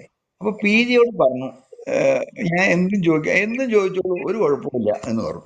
അപ്പൊ അദ്ദേഹം പറഞ്ഞത് മുഴുവൻ ജോണി എഴുതിയെടുക്കുകയും അന്ന് ടേപ്പ് റെക്കോർഡറൊന്നും എടുത്തിട്ടില്ല, ഫോണിലും എടുത്തില്ല, പക്ഷെ നോട്ട് ചെയ്തിട്ടുണ്ടായിരുന്നു. ആ നോട്ട് വെച്ചിട്ട് ആ ഇന്റർവ്യൂ ആസ് സച്ച് നമ്മൾ കൊടുത്തു. അത് ആ പാർട്ടിയിൽ വലിയ കോളിളക്കം ഉണ്ടാക്കി. അദ്ദേഹത്തിനെ ഈ മറ്റേ വെറും സാധാരണ ബ്രാഞ്ച് കമ്മിറ്റി അംഗമായിട്ട് തരം താഴ്ത്തി. എന്നാൽ അദ്ദേഹത്തിന് പറയാമായിരുന്നു, ഞാൻ പറഞ്ഞതൊന്നും അല്ല അത്, ജോണി ലൂക്കോസ് അയാളുടെ ഭാവന എഴുതിയതാണ് എന്ന് പറഞ്ഞാൽ അയാൾ രക്ഷപ്പെടും. പക്ഷേ PG-യുടെ ഒരു മഹത്വം എന്ന് പറയുന്നത് അങ്ങനെ ഒരിക്കലും അയാളുടെ വാക്കുകളെ ഡിസോൺ ചെയ്തില്ല. ഏത് രാഷ്ട്രീയ നേതാവും ചെയ്യുക, ഇതൊന്നും ഞാൻ പറഞ്ഞതല്ല, ഉണ്ടെങ്കിൽ അയാൾ ഹാജരാക്കട്ടെ രേഖ, തെളിവ് എന്നല്ലേ പറയുള്ളൂ. PG അങ്ങനെയല്ല ചെയ്ത്. PG കണക്ക് ഞാൻ പറഞ്ഞത് തന്നെയാ, എനിക്ക് സംശയമൊന്നുമില്ല. അപ്പൊ അങ്ങനെ അയാൾ ഉറച്ചു നിന്നു. അതിന്റെ ഒരു ഗുണമാണത്. അത് വേറെ അതാണ് അദ്ദേഹത്തിന്റെ ഇന്റഗ്രിറ്റിയും സത്യസന്ധതയും ഗ്രേറ്റ്നെസ്സും. ഒരിക്കലും അയാൾ ഡിസോൺ ചെയ്തില്ല. ഞാൻ അങ്ങനെയല്ല, അത് പത്രക്കാർ എഴുതി പിടിപ്പിച്ചതെന്ന് പറഞ്ഞിട്ടില്ല അയാള്. അതുകൊണ്ട് അയാൾക്ക് നഷ്ടം ഉണ്ടായിട്ടുള്ളൂ, വളരെ നഷ്ടം ഉണ്ടായിട്ടുള്ളൂ. എനിക്കതിൽ വലിയ മനസ്താപം യഥാർത്ഥത്തിൽ ഉണ്ട് തന്നെ. പക്ഷെ പത്രപ്രവർത്തകന് മനസ്താപം പാടില്ല. അത് ഭയങ്കര ഇപ്പൊ ഹേമ ചോദിക്കുക എത്ര കൊല്ലം മുമ്പ് നടന്ന സംഭവം, അത് 20, 25 കൊല്ലം, 24 കൊല്ലം മുമ്പ് നടന്ന സംഭവം ഇന്നും ഓർക്കണില്ലേ? അതാണ് പത്രപ്രവർത്തകന്റെ ഒരു ജോലിയുടെ മിടുക്ക്. ഒരുപാട് കാര്യങ്ങൾ ഇപ്പൊ സംസാരിച്ചു. വളരെ സന്തോഷം സാർ. അപ്പൊ ഇന്ന് സാറ് നേരം ഞങ്ങളോട് വളരെ തുറന്ന് സംസാരിച്ചു. മാത്രമല്ല സാറിന്റെ വളരെ സമ്പന്നമായ അനുഭവങ്ങൾ ഇവിടെ പങ്കുവച്ചു.